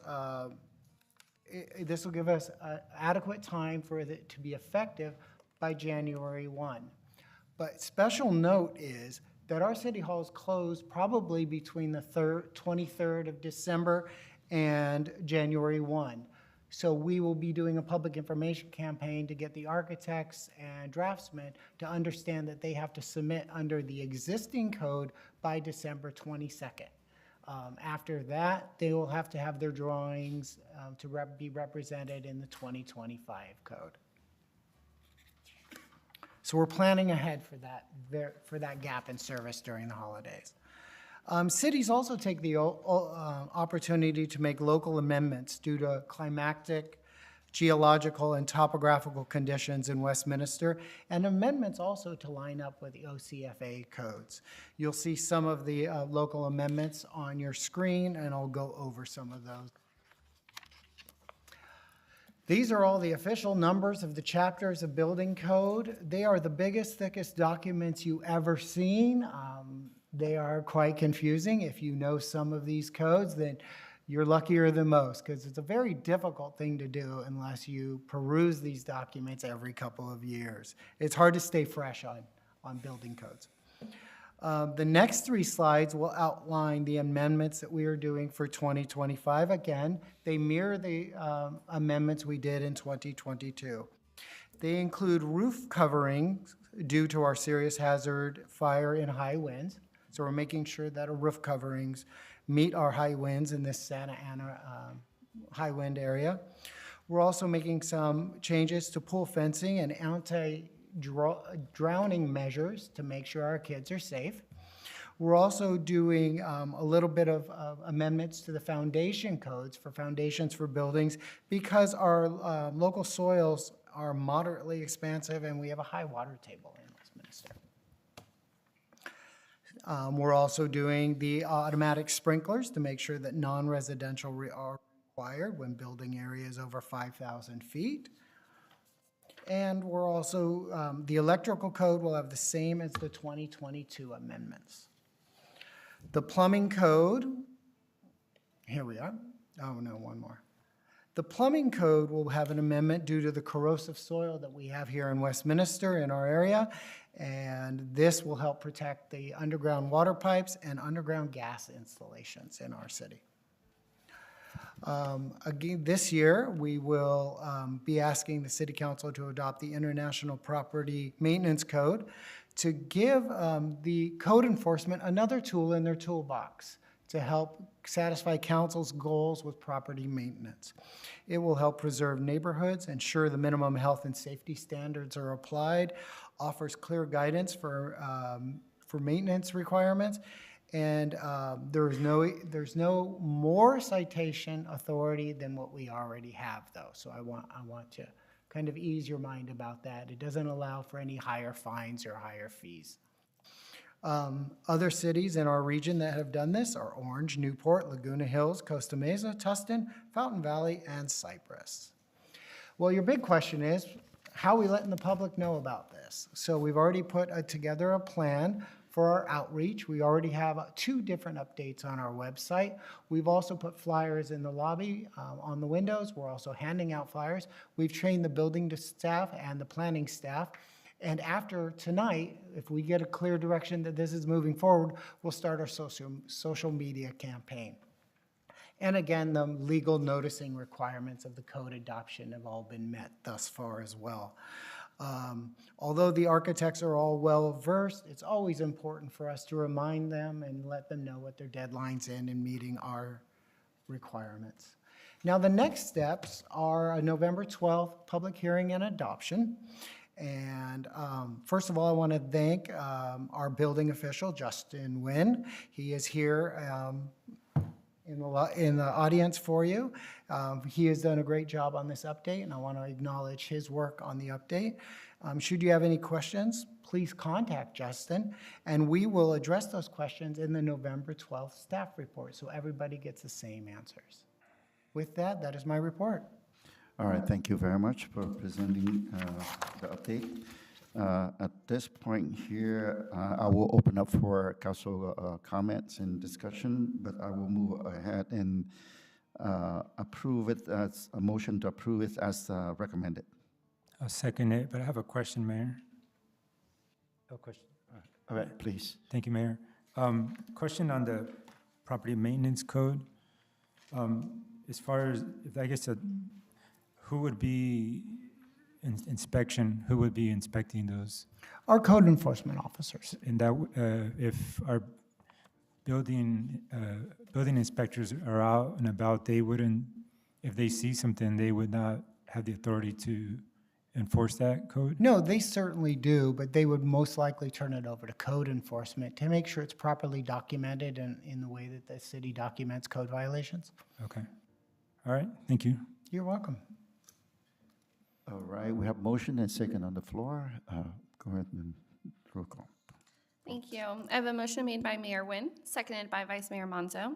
This is to adopt resolution entitled, "A Resolution of the Mayor and City Council of the City of Westminster, California, adopting legislative findings supporting amendments to the California State Building Standards Code as contained in Title 15, Buildings and Construction of the Westminster Municipal Code, and introduce an ordinance for first reading entitled, An Ordinance of the Mayor and City Council of the City of Westminster, California, repealing chapters 15.08, Building Code, 15.10, Residential Code, 15.12, Electrical Code, 15.14, Mechanical Code, 15.16, Plumbing Code, 15.20, Green Building Standards Code, and 15.22, Fire Code of the Westminster Municipal Code, and adopting by reference provisions of the 2025 edition of the California Building Standards Code with amendments, and also adopting the International Property Maintenance Code 2024 edition, read by title only and waive further reading, and schedule a public hearing to consider the adoption of the ordinance for November 12th, 2025 at 6 p.m. I'll go to call roll. District 1, Councilwoman Fan West. Fan West, aye. District 3, Councilmember Nguyen. Yes. District 4, Councilmember Nguyen. Yes. Vice Mayor Monzo. Yes. And Mayor Nguyen. Yes. Motion carried 5-0. All right, 7.1, consideration of the proposed Adopt a Park program. So, yes, please. Thank you, Mayor. Good evening, Mayor, City Council. I am here to present the consideration of Adopt a Park program, and it is a pleasure to follow the exciting building code updates. Well, you should try reading them. We've been reading I'll ours take a for a pass. while. Just a little bit of the background. So this Adopt a Park program was first initiated by the Community Services and Recreation Commission, which is now the Parks and Rec Commission, back in August of 2019. That commission finalized and approved that program in October of 2020. Due to the challenges with COVID and changes in leadership, that item was never brought forward to the City Council for consideration at that time. Updated program was presented to the Parks and Rec Commission in September, and the commission recommended approval of the program to the mayor and city council for their approval. This program aims to foster community engagement by encouraging local organizations, business, and of course residents to take an active role in maintaining and beautifying our parks. Some of the improvement sponsorships may include, and this is just a concept, there's other opportunities, but projects such as graffiti removal, litter pickup, light landscaping and painting. Donation sponsorships could include things such as benches, picnic tables, drinking fountain, trash receptacles, and memorial trees. Project sponsors are funding for larger scale improvements, such as a new playground or renovation of one of our athletic courts or fields. And through these sponsorships, we hope to enhance park spaces, build some community pride, encourage the shared responsibility for our city's recreational resources. Fiscal impact, so there's no fiscal impact significant at this time. This program is designed to be primarily funded through contributions through the participating group and sponsors. There may be nominal costs incurred depending on the level of community participation and the staff time required to coordinate, oversee, and support these activities. These costs are expected to be absorbed within the existing departmental budget, account number 75,000. Okay, good, I didn't forget anything. Oops. So in conclusion, this program provides an opportunity to strengthen community partnerships, enhance park maintenance, and encourage civic pride. We recommend that the City Council and Mayor consider approval of the program. I'll just go through the Adopt a Park program application packet. This was redesigned recently, and we really elevated the design and the look of it from what it was presented back in 2020 to the Community Services Commission. And these are all real pictures of real activities and real programs and parks in our city. So like I mentioned, there's 3 different ways to be involved: improvement sponsorships, donation sponsorships, and project sponsorships. Improvement sponsorships, some of the recognition they will receive is a certificate of participation and recognition at a Parks and Recreation Commission meeting. If they commit to 1 year or 6 scheduled cleanups, we will elevate that recognition to a city council meeting, a quarter-page recognition in our quarterly newsletter and recreation guide, and add signage at the park. For our donation sponsorship recognition, they will also receive a sponsorship and recognition, a certificate and recognition at a Parks and Rec Commission meeting. And if their donations are $1,000 or more, we will recognize them here at a city council meeting and with a quarter-page recognition in our quarterly guide.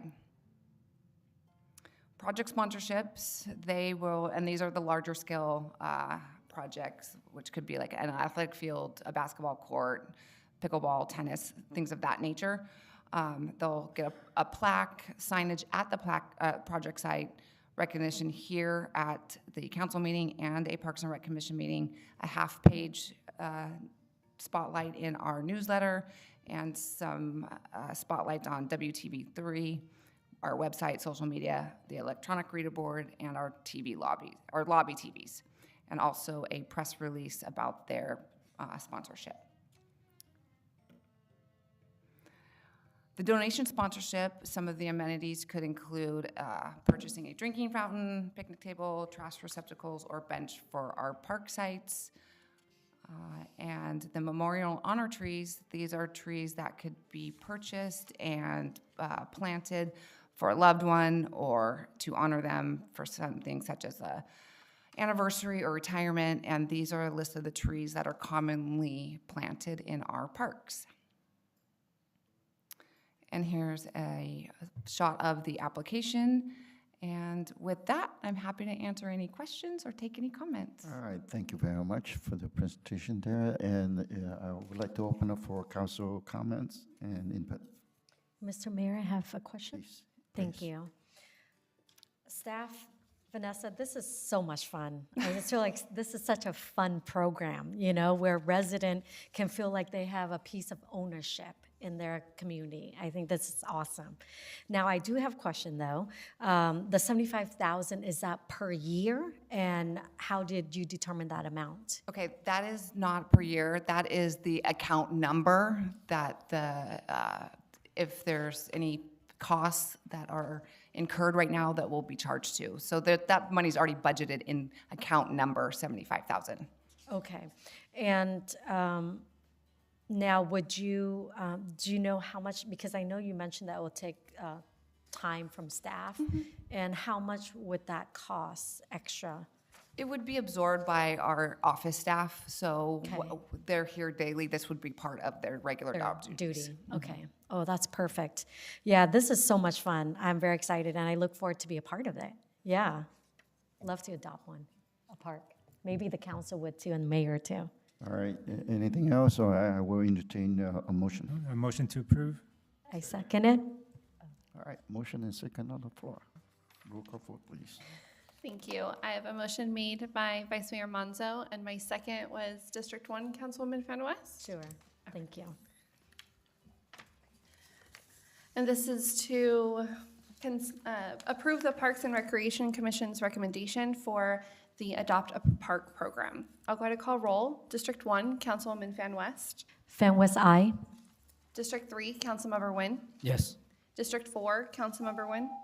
Yes. Vice Mayor Monzo. Yes. And Mayor Nguyen. Yes. Motion carried 5-0.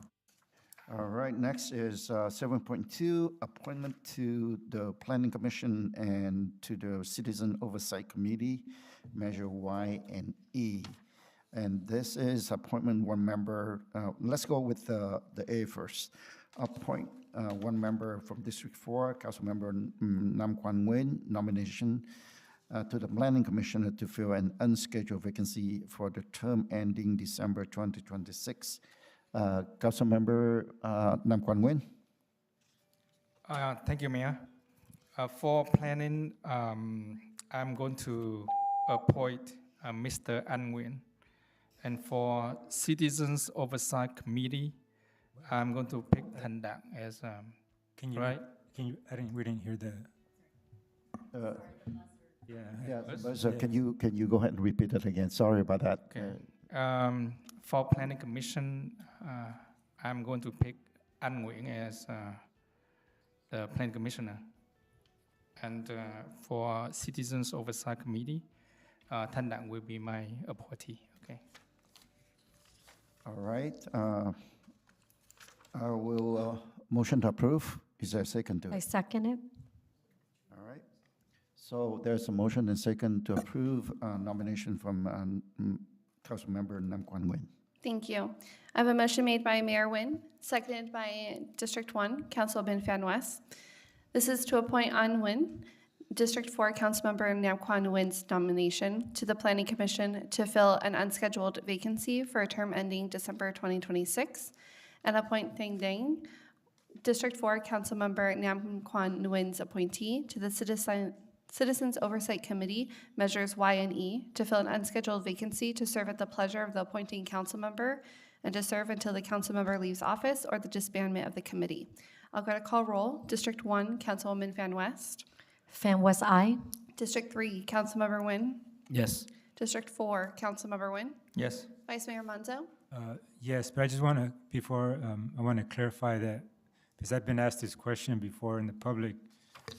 We respect each other's nomination, and that's why that's the traditions that we have here, and each council member has the, the authority to appoint who they want to appoint. So that's why when we vote because of the respect of each other's nomination. So we as a council cannot, I don't agree with that a council majority can pick somebody else's nominee, commissioners or whatever, or that, because then that wouldn't be fair to each other for, in the future. So we need to respect each other, and each of us have a responsibility to appoint somebody who's going to do a good job.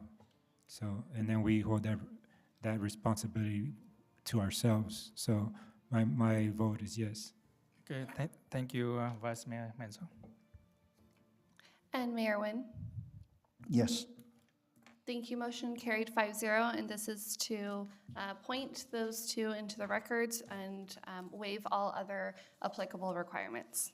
Still 7.2, but item B, appoint one member, District 4, Councilmember Nam Quan Nguyen's appointee to the Citizen Oversight Committee, Measure Y and E, to fill an unscheduled vacancy to serve at the pleasure of the appointing council member and to serve until the council member leaves office or disbandment of the committee. Council member Nam Quan. Mayor Nguyen, we just completed both of them at the same Oh, time. you did both of them already? We're all done. Yes. we Sorry. did both My of them. God. I thought I said that, why don't we go with the A first? But Oh. then, That's all my, right, You can do all a right. second motion if you. I just Okay. combined it.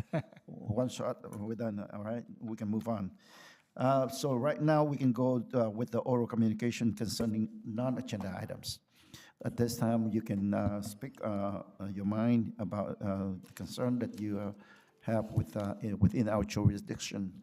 And so I will open up for oral communication concerning non-agenda items. So Madam Clerk, would you read that for the record, please, with the instruction? Thank you, Mayor. This is the time of the meeting that members of the public may address the City Council regarding any non-agenda items that are within the subject matter jurisdiction. Unless otherwise extended by a majority vote of the City Council, comments shall be limited to 3 minutes per speaker. Any person wishing to address the City Council in person should complete a yellow speaker slip, which are provided at the entrance to the council chambers, and submit the card to the city clerk. When your name is called, please step to the podium at that time and state your name and city of residence for the record. Our first speaker is Roger Mindrum, followed by Lang Tran.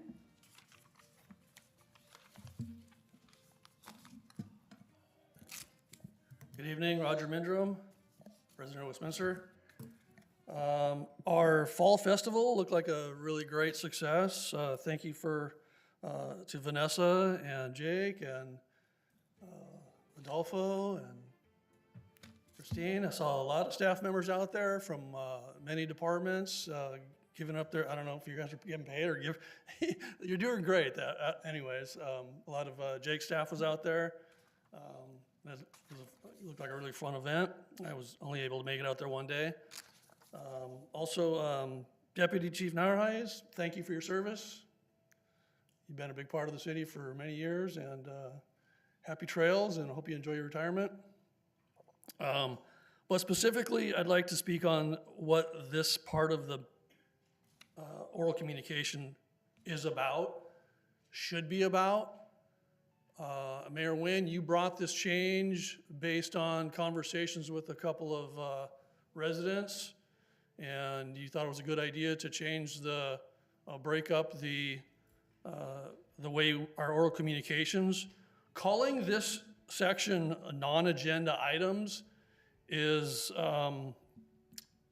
wrong in a way that a lot of people stay here till the end of the meeting so we can comment on what just happened in the last hour or 2 or 3 or 4 or 5 or 10, however long the people have been enduring these meetings.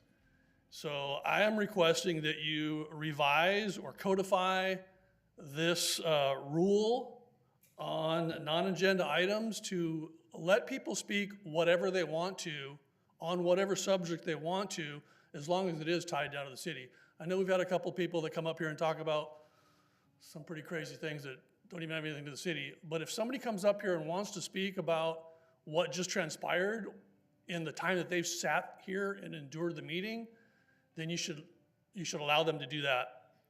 And specifically speaking of the last meeting that was at the Rose Center, that there was a resident who's here tonight, and she was so rudely cut off and told that she couldn't speak on agenda items that she just witnessed and she wanted to speak on, and she should have every right to do that. We should all have every right to speak on what transpired here.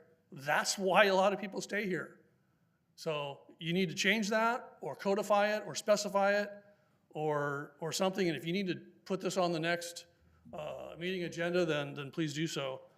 And also I'll just add on the comments from Mr. Monzo, Vice Mayor Monzo, on going along with everyone's nominations. That's pretty weak governance. That's weak governance. I understand you might not have the time, but you should. Sorry. Your time's up, thank you. Better than that. Our next speaker is Lang Tran, followed by Tina Cormany. Lang Tran. All right, our next speaker, Tina Cormany, followed by Tammy Hamill.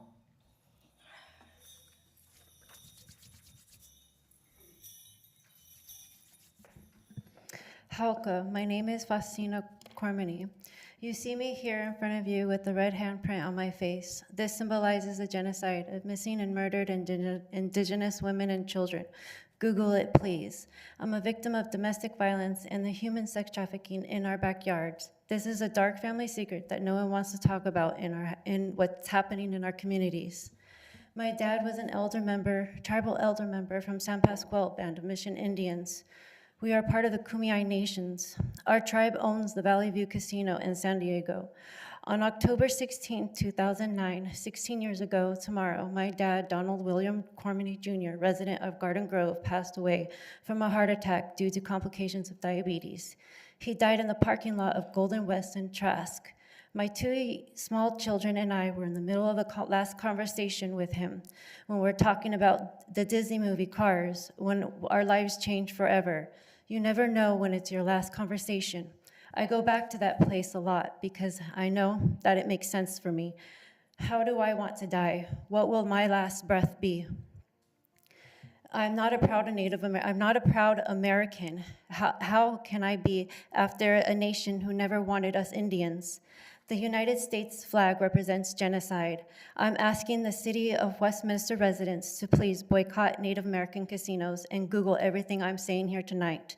Furthermore, past and present city employees are involved in voting fraud and the misuse of voting and misuse of payer taxes dollars in the city of Westminster. This would be known as modern-day genocide. This type of behavior is why a lot of homeless people and people with special needs, like myself, can't get the right resources or proper resources we desperately need. Instead, we are getting fake resources being thrown at us. Be the solution, not the problem. Right now, our water and food supply are toxic with parasites and cancerous materials. A lot of cities in California are building unaffordable homes and spending money where it doesn't need to be spent it on. Instead, you guys are using it on each other with rewards and raises like trips to Washington and Vegas, or even Tet Festival. We have children being trafficked in Orange County right in front of us. Epstein list is the children being trafficked in Orange County right in front of us. The Epstein list is in Disneyland. I haven't seen my children in 5 years due to this corruption. Reason why you see me here putting on a show for you. Everything is connected. In this time, the Turtle Island will come and connect everything and everybody involved. Until then, I will not work for a nation that rapes and murders babies and calls it an act of God or Jesus. This almighty dollar has no use in the universe. Bravo, C. Charlie Kirk. Your time is up. This is my vendetta. Ma'am. Thank you for your time. Ma'am, Please step down and turn yourself Ma'am, your in. time The is children up, are ma'am. watching. Ma'am, Rest in your- peace. Ma'am, your Ishmael time is Ayala. up. I think yep, thank you. On behalf of the City of Westminster, thank you for sharing your loss, and we are with you on that. Thank you. Our next speaker is Tammy Hamill, followed by Michael Varengia.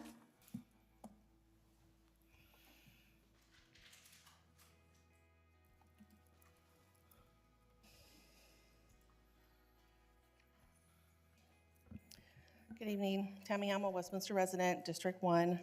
You want to turn your phone so you can record that, because you of all people need to remember this. There's so many things. Speaking of being disruptive, when you're talking about like the audience being disruptive, she is still continuing to go into the audience and glad hand people while people are speaking up here. So maybe tell her she needs to stay up on the dais and pay attention, because it is disruptive. So for her to say the audience is being disruptive at meetings, she needs to stop doing it. You also want to speak about defamation. Still waiting for that apology tour for all the staff, audience members that you have defamed over the years, accused of inappropriate, possibly illegal behavior. Even the last meeting that I attended in the Rose Center, you berated a woman for a good 15, 20 minutes, maybe longer, because she got a number wrong. How about you start acting appropriately before you start accusing other people? But, you know, with people like you, accusation is always admission. Speaking of your videos, still waiting for you to release those. I had to put a request for records in there, and you lied and said you didn't have any videos. But during that same meeting that day, you had said that you posted them somewhere else. So where are they? I think as residents, when you record us in the audience, especially when you were speaking into your phone, we should be able to know what you're saying to your watchers about audience members. So if you're not scared of anything, like you said before, answer the request and release the videos to us so we can all see it. Or post them where we can see it, where you don't have most of us blocked.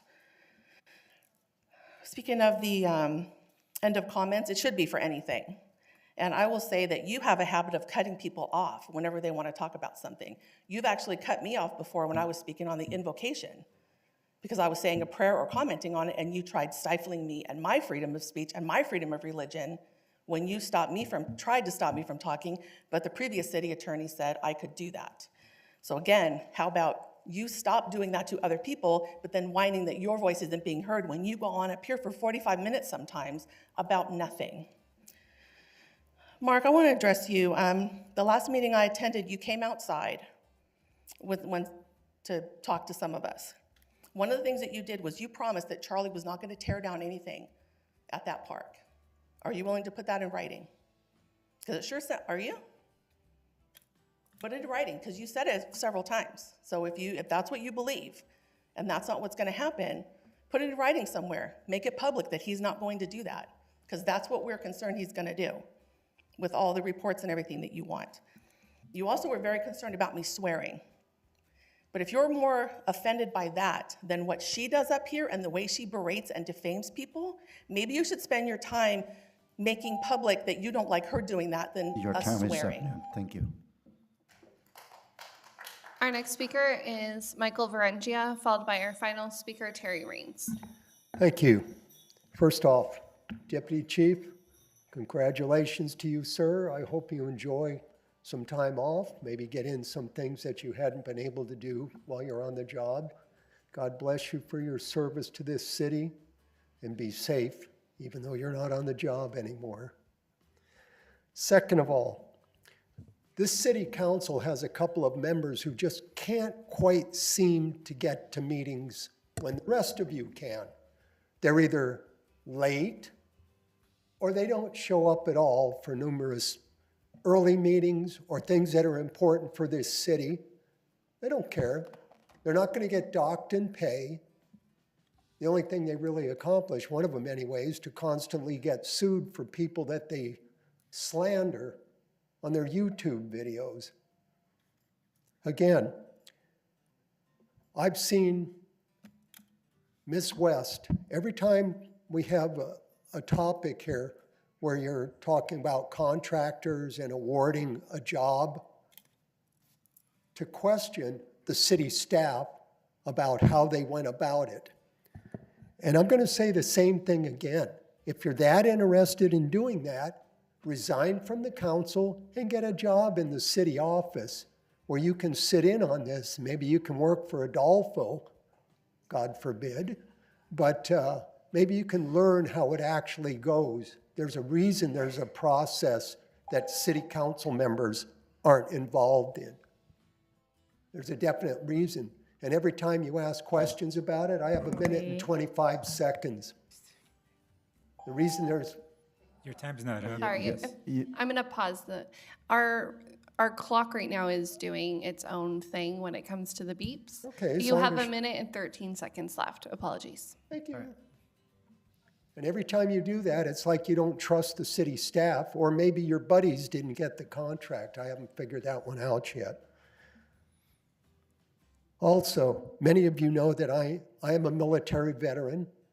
I served my country under that flag, and people that disrespect that flag will get the same disrespect from me.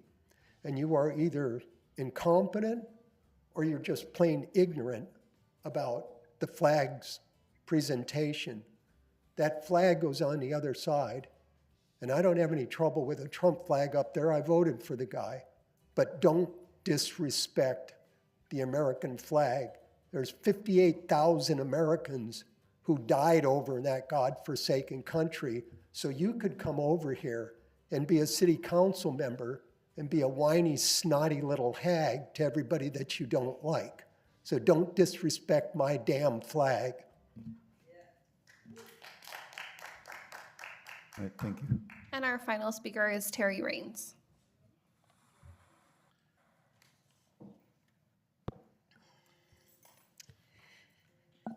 Great Fall Festival, staff knocked it out of the park again. DC Narragansett, enjoy. We're still waiting for the public apology, Mayor Nguyen, about your blatant violation of the United States flag code and your refusal to provide the section you claim gives you the right to raise a ceremonial flag before the U.S. flag at events, because it doesn't exist. Amy, didn't you bring an item to not disrespect our flag? Yet, on your little dais display there does just that. It's a good meeting when there's no items in Section 9, bullshit matters from council members. But given Amy's performance at the strategic plan meeting, you all still aren't prioritizing the budget over the bullshit. Hey, diverted criminal Amy Fan West, have you fulfilled your requirements of court-ordered diversion yet? We'll find out on October 27th. Did your overpriced attorney finally get through to your little pea brain to shut STFU and quit making false statements about the case? Speaking of legal claims and court cases, who paid Chad Morgan to draft and submit your cease and desist letter against the city, Amy? You've already incurred probably $300,000 or more in legal costs for your criminal bribery case defense and the city's case against you. Your costs plus those that you'll be ordered to pay when you lose. Pretty hefty debt for a woman with no real job who rents a trailer in a trailer park and who only raised $5,000 in her legal defense fund as of June 30th. That debt will increase once additional lawsuits are filed against you in the next year or so. Now to address your BS defamation warning allegation against me, Amy. Number one, defamation has to be a false statement. So please give me the opportunity to address whatever statement you thought was false in my public comments agenda items. Secondly, a public figure must also prove malice to bring a defamation case against a member of the public. Can you prove malice? Your pathetic attempt to intimidate and silence me are laughable, Amy. You are the queen of defamation, and it is you that should be concerned about having a defamation case brought against you. Why were you 57 minutes late today, Amy? Again. Why did you leave early after just 1 hour of the strategic plan meeting after you were late? Nam Kwan, why bother to even keep the seat? You've missed almost 40% of meeting times this year. And again, Roger's absolutely right. We are allowed to speak on any matter under the subject matter jurisdiction of this council during non-agenda. You can call it non-agenda comments or just call it public comments general. I think that would be a better descriptive title, but you cannot cut people off for speaking on agenda items during non-agenda comments, especially when you have this period before the BS Section 9. Your time is up, ma'am. No, it is not. I have 20 seconds, Charlie. Shush. Stop the clock. Give me my time back. Give me my time back. Where did you got 20 seconds? Is it right there? Then Now it says 14, Ashton. It was 20. Hold on. I think that you ran over, but because the clock is not working. But all right, that's all right. That's all right. Okay, go ahead and finish your 14 second. Go ahead. Go ahead. Give me back 20, not 14. Give her back 25. All right? Do it. Oh my gosh. Why you have to fight for this? No, it's 13. No. Okay, I have to take it away first before I can give it. So just give me 1 second, please. Maybe next time you'll learn, Charlie. I don't worry. You cut me off at the Rose Center Theater I 3 am- seconds before it actually If you went to zero. violate a policy, I have to cut you off. That's it. I have a policy. We have a policy. So the public is aware, we're having technical problems with our. No, he did this at the Rose Center Well, Theater, and he cut me off before the clock stopped. Okay, but I'm just saying, Okay, go ahead. normally we have numbers up here and So they're the having clock is difficulty ticking going. We're at an hour now. 25. Okay, we're at 25. Would you like me to start the time, Mayor? Yes, go ahead and Okay, set her it started 25. now. All right. Go So ahead. what I was going to say, at the Rose Center Theater when I was speaking, you said your time was up, and it still showed 4 seconds on the clock. Okay? So you, Charlie, and most cities, yes, they stop you. They say, thank you for your comments. They say it politely. But they let you finish a sentence and breathe, and then they say, thank you for your comments. You cut people off right in the middle, mid-sentence, which is so rude. And you, no.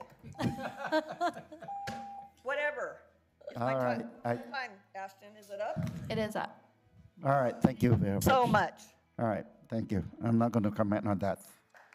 Because I know exactly what I'm doing. I have the vice mayor sit next to me, and he actually point out to me, the time is up. Sometimes I overlook it. He pointed out. Currently, right now, up on our dais, the clocks are paused or skipping, so we have no idea up here what the time is. All right. So, Are we done with the? We have no further All speakers, right, Mayor. thank you very much.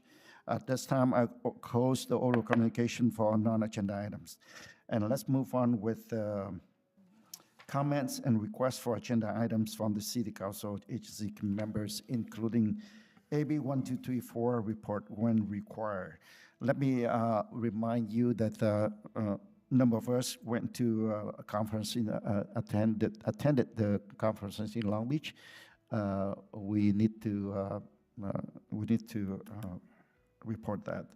And also, I believe that the Vice Mayor and I went to State of the CD for Placentia. Oh, yeah. So we need to report that too. So let's start out with Councilmember Mark Nguyen. Sure, thank you, Mayor. I always start first because I'm the shortest. Thank you to all the staff and WPD and Fire Department for the wonderful fall festival. It was my first festival, but it was spectacular, I have to say. I actually went there three times on 3 different days, and it was just getting better and better. Thank you, Deputy Chief, for all your hard work at the city, and happy retirement. I was able to visit Blakely Park last Sunday, thanks to Terry. I saw Commissioner Donald Lank there also. I have to say, the park is very nice. I love the history, especially the drugstore. I got a little tour of it. It was an eye-opener. So thank you for the tour. All right, thank you. Oh, I have yes, one one more more. item. Okay.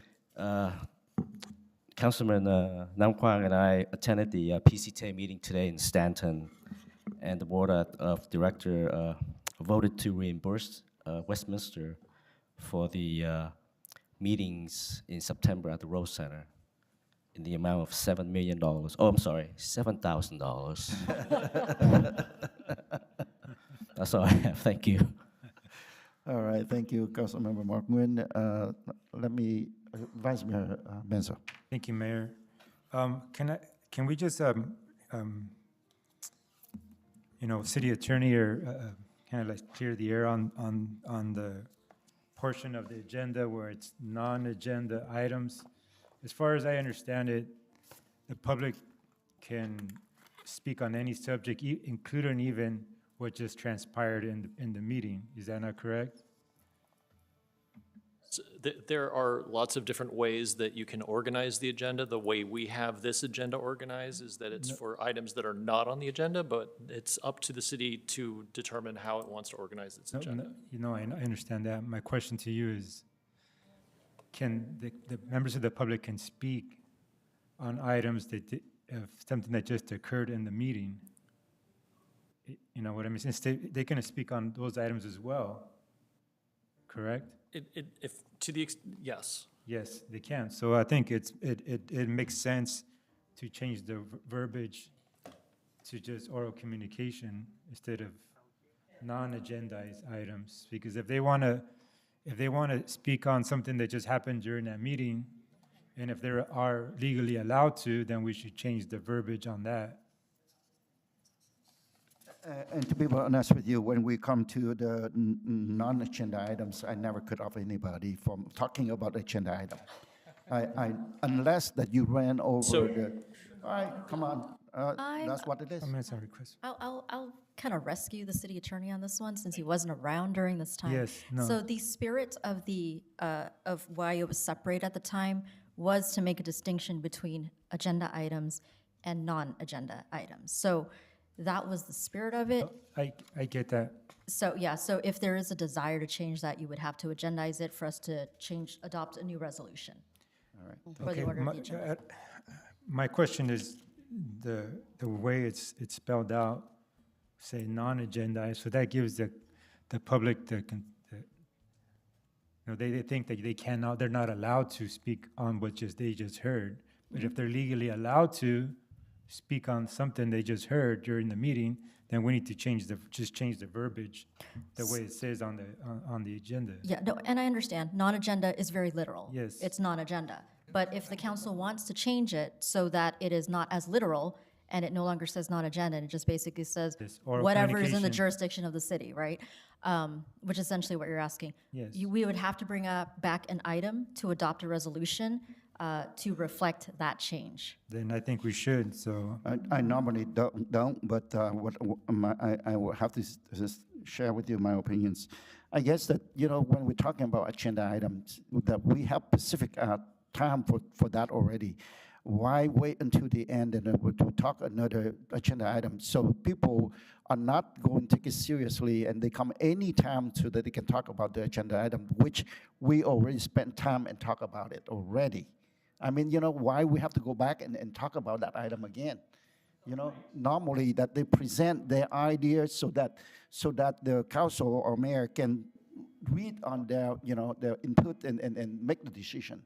But after the fact, what good does it do? All right, I'm sorry, it's not your time right now, please. All right, if you want to, you can go into next time. But now is the council discussion. So, yes, you go Mayor, ahead. I agree. I understand what you're saying, but if we're legal, if the public, members of the public are legally allowed to speak on something that just happened during the meeting, So, and if they're not, then we're taking their legal rights away, but not by prohibiting them from speaking on what just transpired in the meeting. so number one, this is not on the agenda, so I don't want to have an Yes, I ongoing understand. discussion of this. So number two, I misspoke when I indicated that because the way that we have our agenda stated, that splits it up. So as the city manager was indicating, if we want to change it, we can, but that would need to be on a future agenda. Yes, item. well, I want a motion to place that on the future agenda so we can clear this up.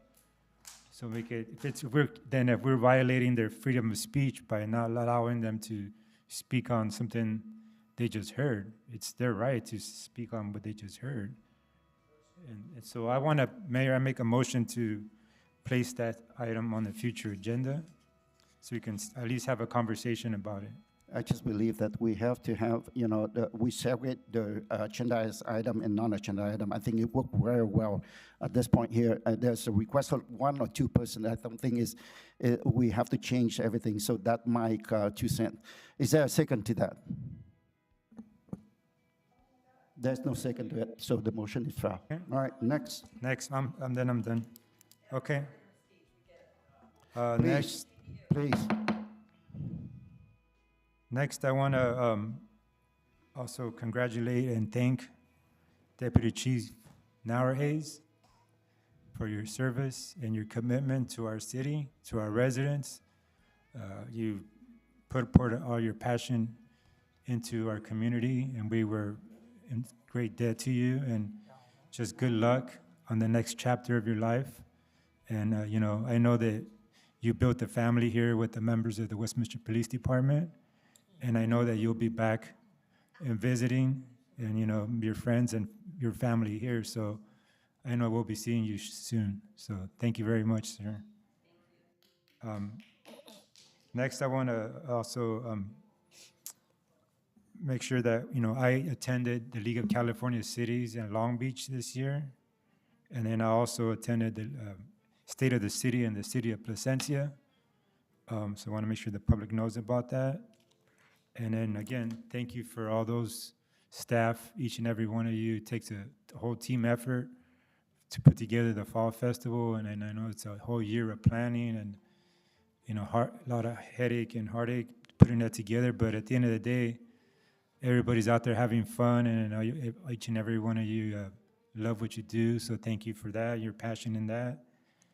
Police, our fire department, everybody was there. Lending a hand and make sure that it was a successful Fall Festival. So thank you. Thank you, staff, for today, and glad to be back in the council chambers. It looks good. The theater was fine, and it felt like we were up there performing, but it's glad to be back. So thank you. That's all I got, Mayor. Thank you, Vice Mayor Menzo. Next is Councilmember Nam Quang Nguyen. Okay. Thank you, Mayor. First of all, congratulations and thank you for your service, Deputy Chief Cameron. Okay.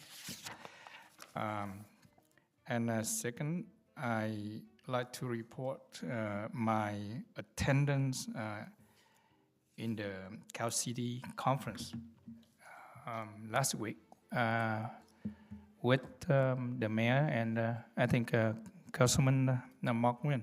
Is it? No, okay, yeah, okay. So, what?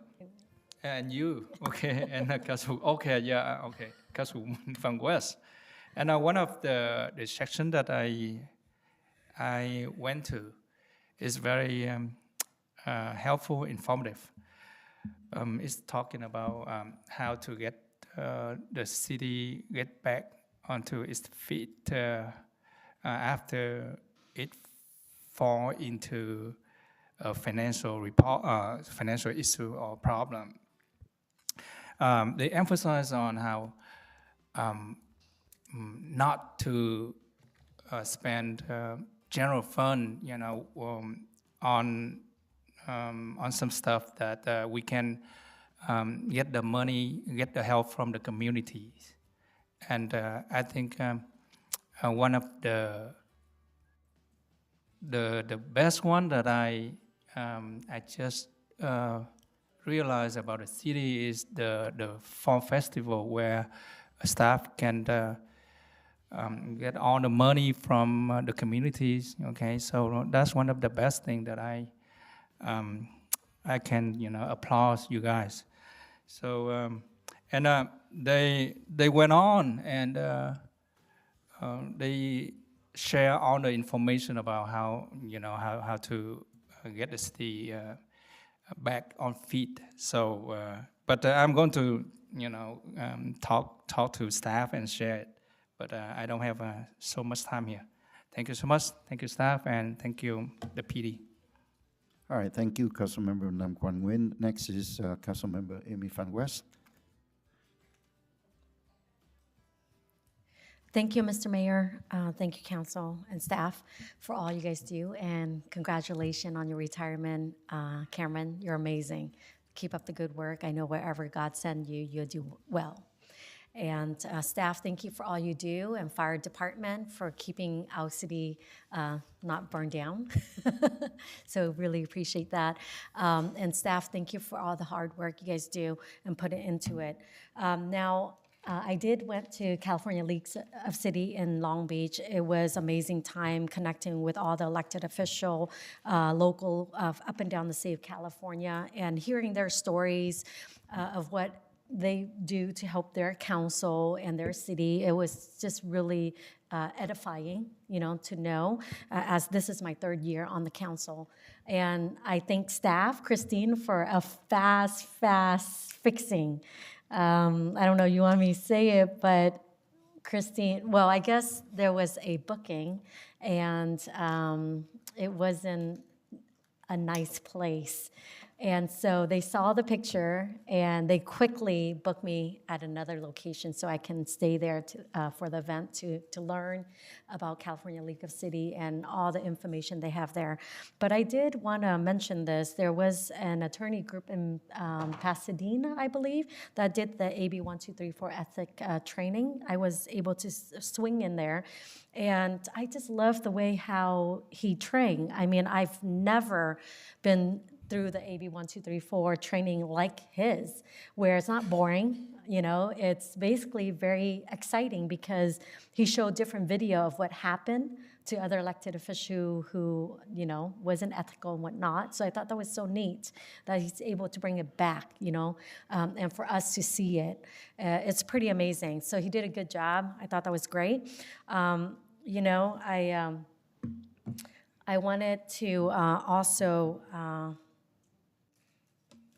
as we understand that yesterday was Charlie Kirk's birthday, and Mr. Mayor and Council, I respectfully request to agendize a resolution declaring October 14 as Charlie Kirk Day, a day to honor a true American patriot who has dedicated his life to defend our Constitution, protecting free speech, and empowering the next generation to love this great country.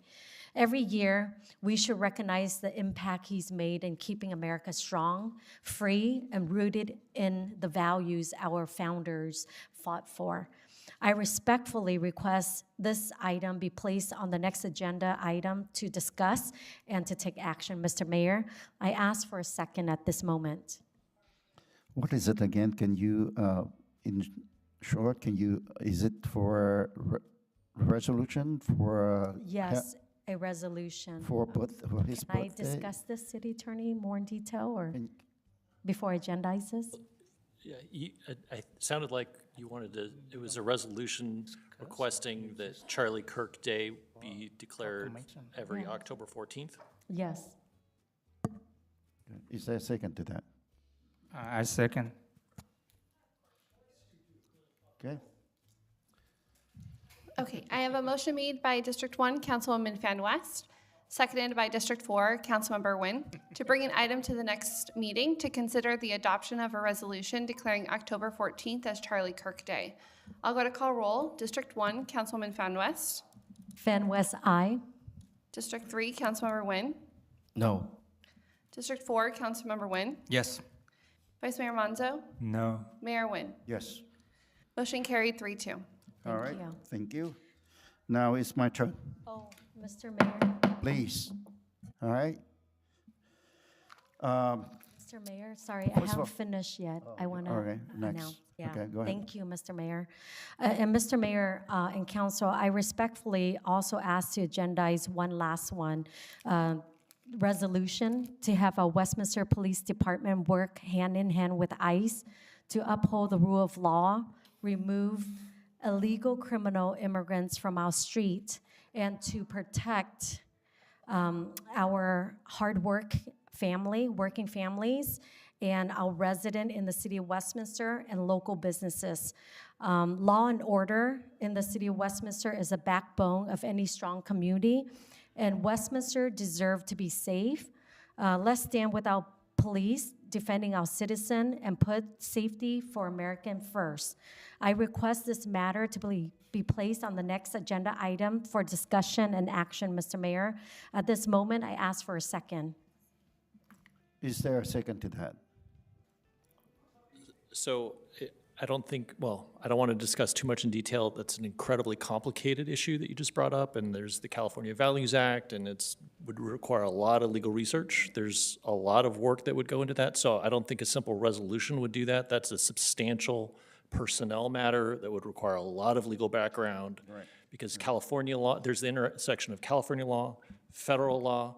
It's a very complicated issue. So we can certainly have a discussion about that. Right, To that's have why a I general asked. discussion, but City Attorney, Adopting a resolution- I don't think there's a second to that. Is Okay. there a second to that? So I guess what the city attorney said, so- I respect that because I want to make sure we're in compliance.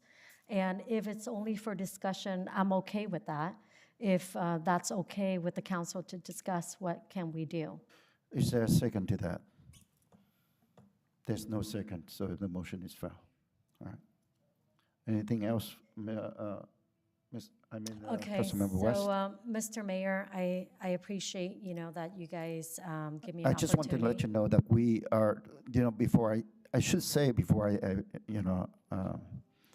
said that there is, the motion is filed, because I don't want people to go out and say that he is this and that, it happened before. I just want to let you know that we are the city of law, the rule of law and law and order. And I appreciate our police department. They do all the best that they can, and if there is the coordination, let them do their job instead of us involved into that. So that's my 2 cents on that one. So moving Mr. on. Mayor, I Yes. have some more. Okay, so I just understand, Mr. Mayor, our city is law and order. It's not a sanctuary city. I appreciate that we all vote for that.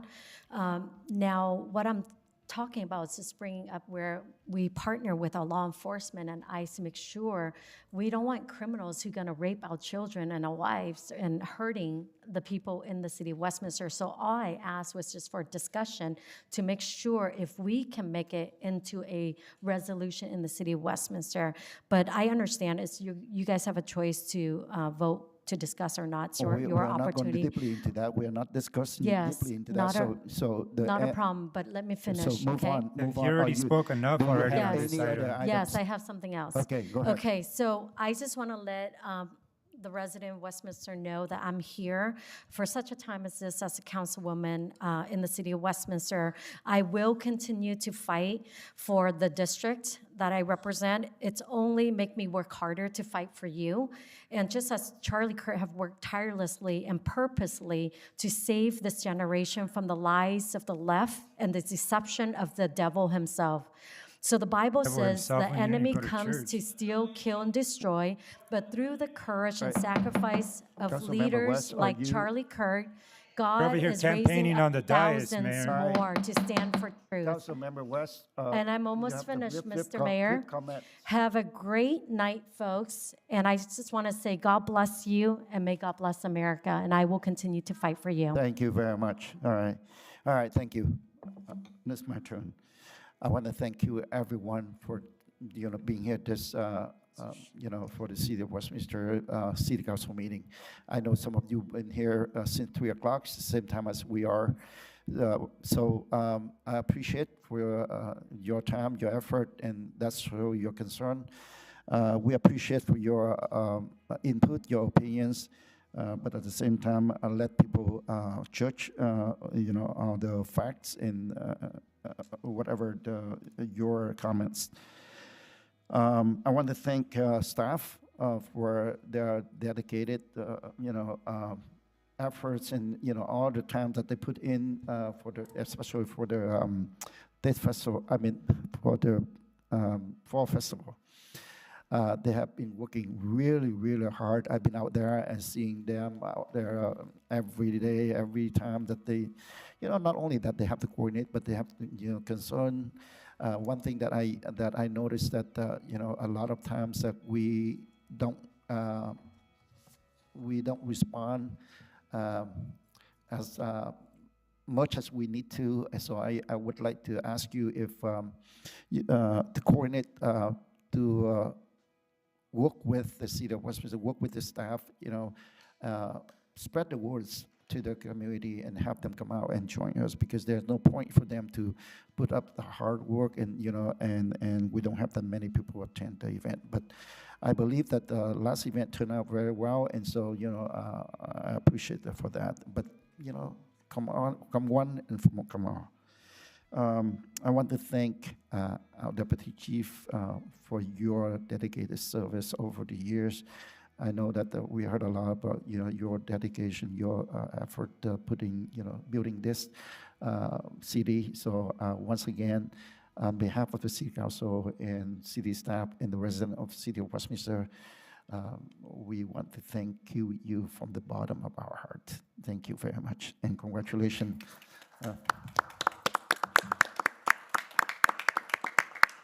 Congratulations on your retirements. I also want to tag along with the council, Vice Mayor Menzo, that I attended the State of the City of Placentia, and also with all the council here. We attended, not all the council, I believe that Council Markwin wasn't there.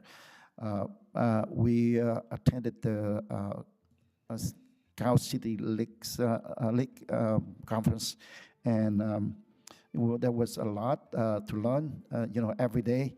And at this conference, like my council member Nam Kwan said it already, we learned a lot, and I think it's a very informative, and it's helped us to do our job here at the city. So once again, thank you for the opportunity, and thank you staff for all your coordination to make that happen too.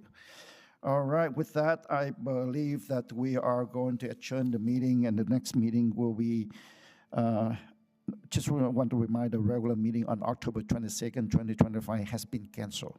So we are going to have the next regular meeting will be held on Wednesday, November 12th, 2025 at 6 p.m. right here. Thank you very much, and good night.